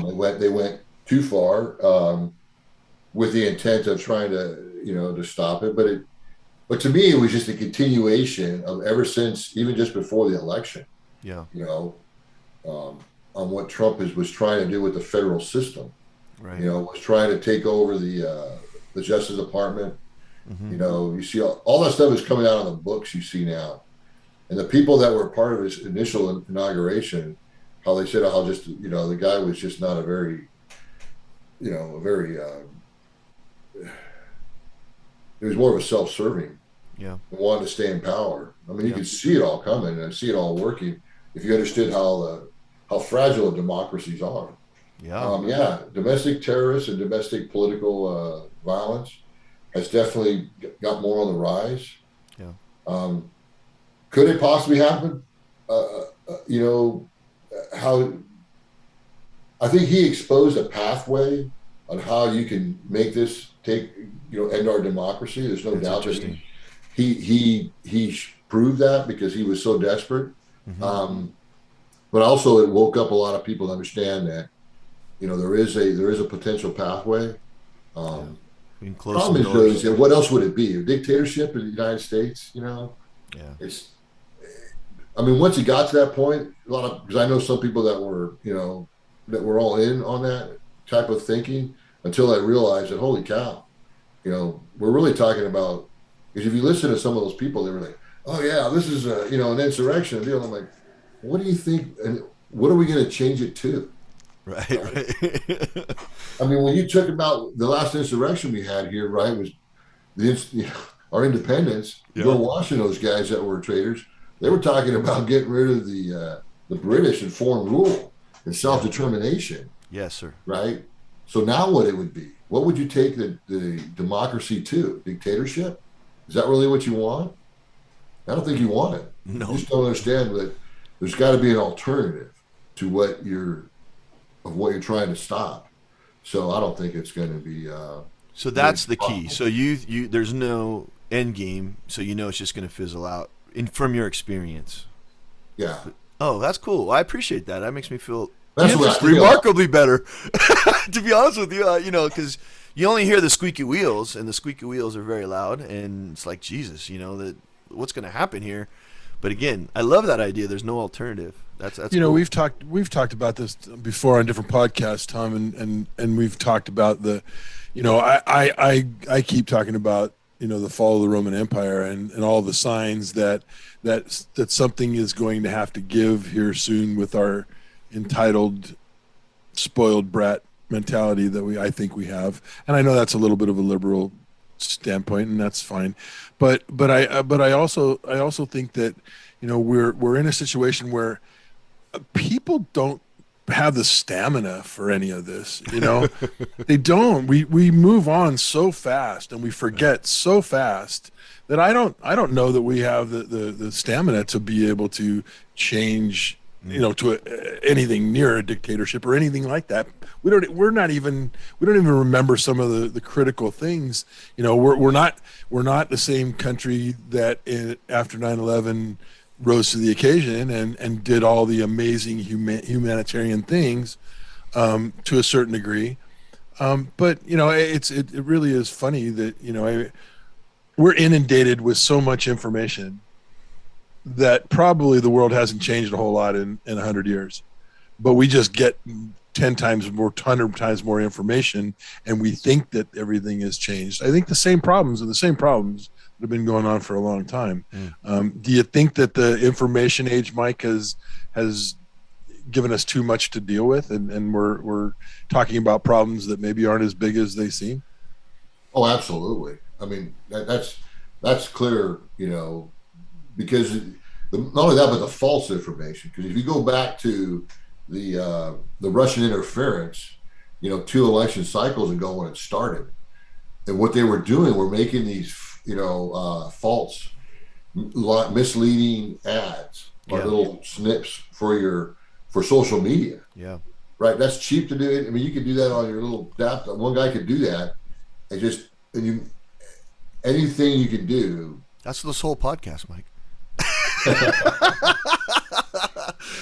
We just got some microphones and started talking. The recording system, right? So they were making these. They make these little things, and they put them out there, right? And people believe they're real.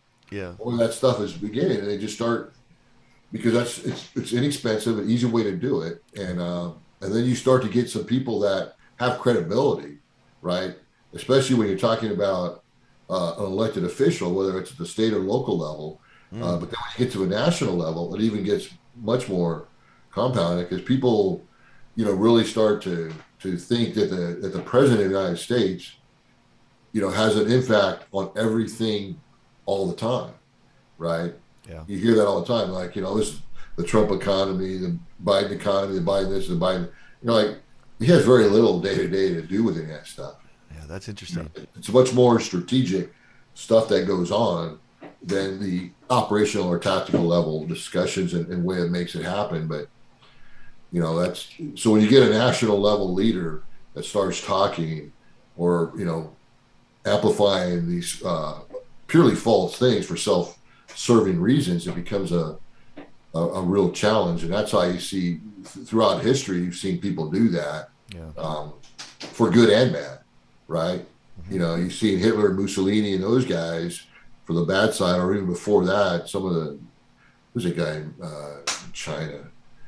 Well, you got Stalin and Mao Zedong. Yeah. See, I mean, it was all for them. Yeah. They could sacrifice the whole world. Even the guy that's right now in Libya, not Libya, but he was Syria. Syria. Yeah. I mean, his whole country, half of it got destroyed just to keep him in power. Just so you know, Mike, I show a picture of Putin in his bedroom, and I say, "There's communism," because it's all gold. It's like Trump. It's very similar to Trump's sort of array. Everything's gold leaf, and there's communism. That's really even. It's really equal here. Everybody's the same. They're like, "Fuck, I can't believe it, Mr. Gordon." Yeah. So it's it is. That's where it all kind of just keeps getting manifested.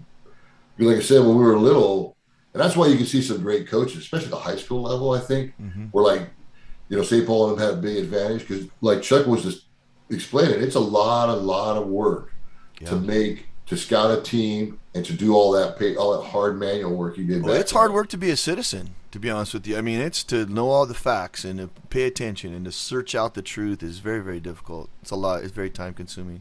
Oh yeah, there's all kinds of different ways of doing it. Yeah, I'm just fortunate where I work and what I see, and understanding, who the people are, because it's really just like in anything, it's about the people and their character and their upbringing, right? Right. If you don't live by the golden rule, then you're not a friend of mine. Nice. Well, I think that's a great way. That's a great way for us to kind of transition because we could go on politics for about another 2 or 3 hours, but you spent a great deal of time here, and Mike, and we really appreciate it.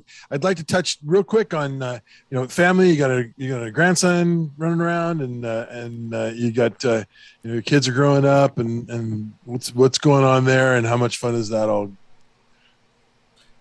Yeah, he's been yeah.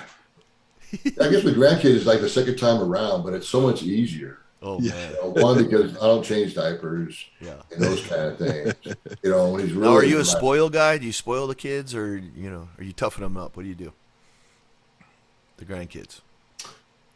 Well, I mean, I try to really spoil. He's real little, right? So. Okay. I think when he gets a little bigger, it's going to be interesting. Yeah. Because I'll probably fully retire here within for sure within 3 to 5 years, I'll be fully retired.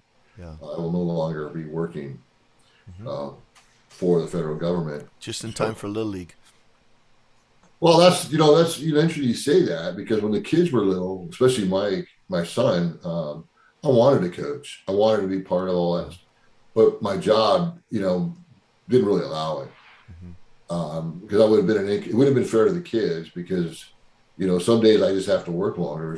Some things are going on and I could not be reliable enough to be, the head coach or the head of anything.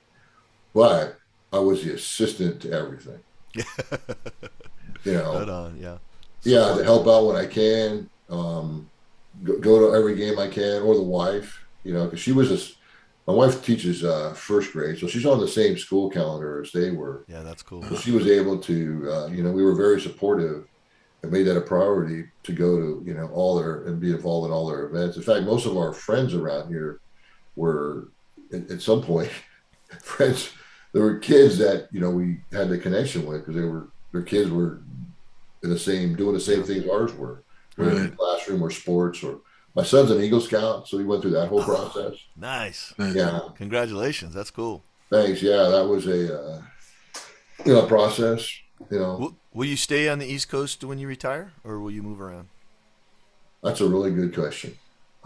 We've been contemplating that because my family, most of it has moved out of California. My mom and sister were the only two that are left. My brother and my dad had passed. They're in Arizona, and my sister's kids are in Arizona. My brother's ex-spouse and his kids, most of them are in Arizona, and we really don't want to go to Arizona. No. California would be like a lateral move, Yeah. Housing is expensive there, as you guys know. Yes, sir. It's like it is here.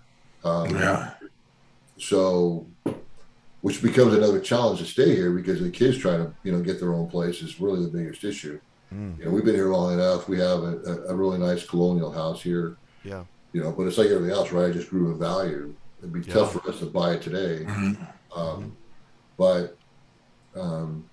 So then her family from Memphis, she only has a sister that's left there. And she has no family. Yeah. Tennessee is a hot place right now for sure.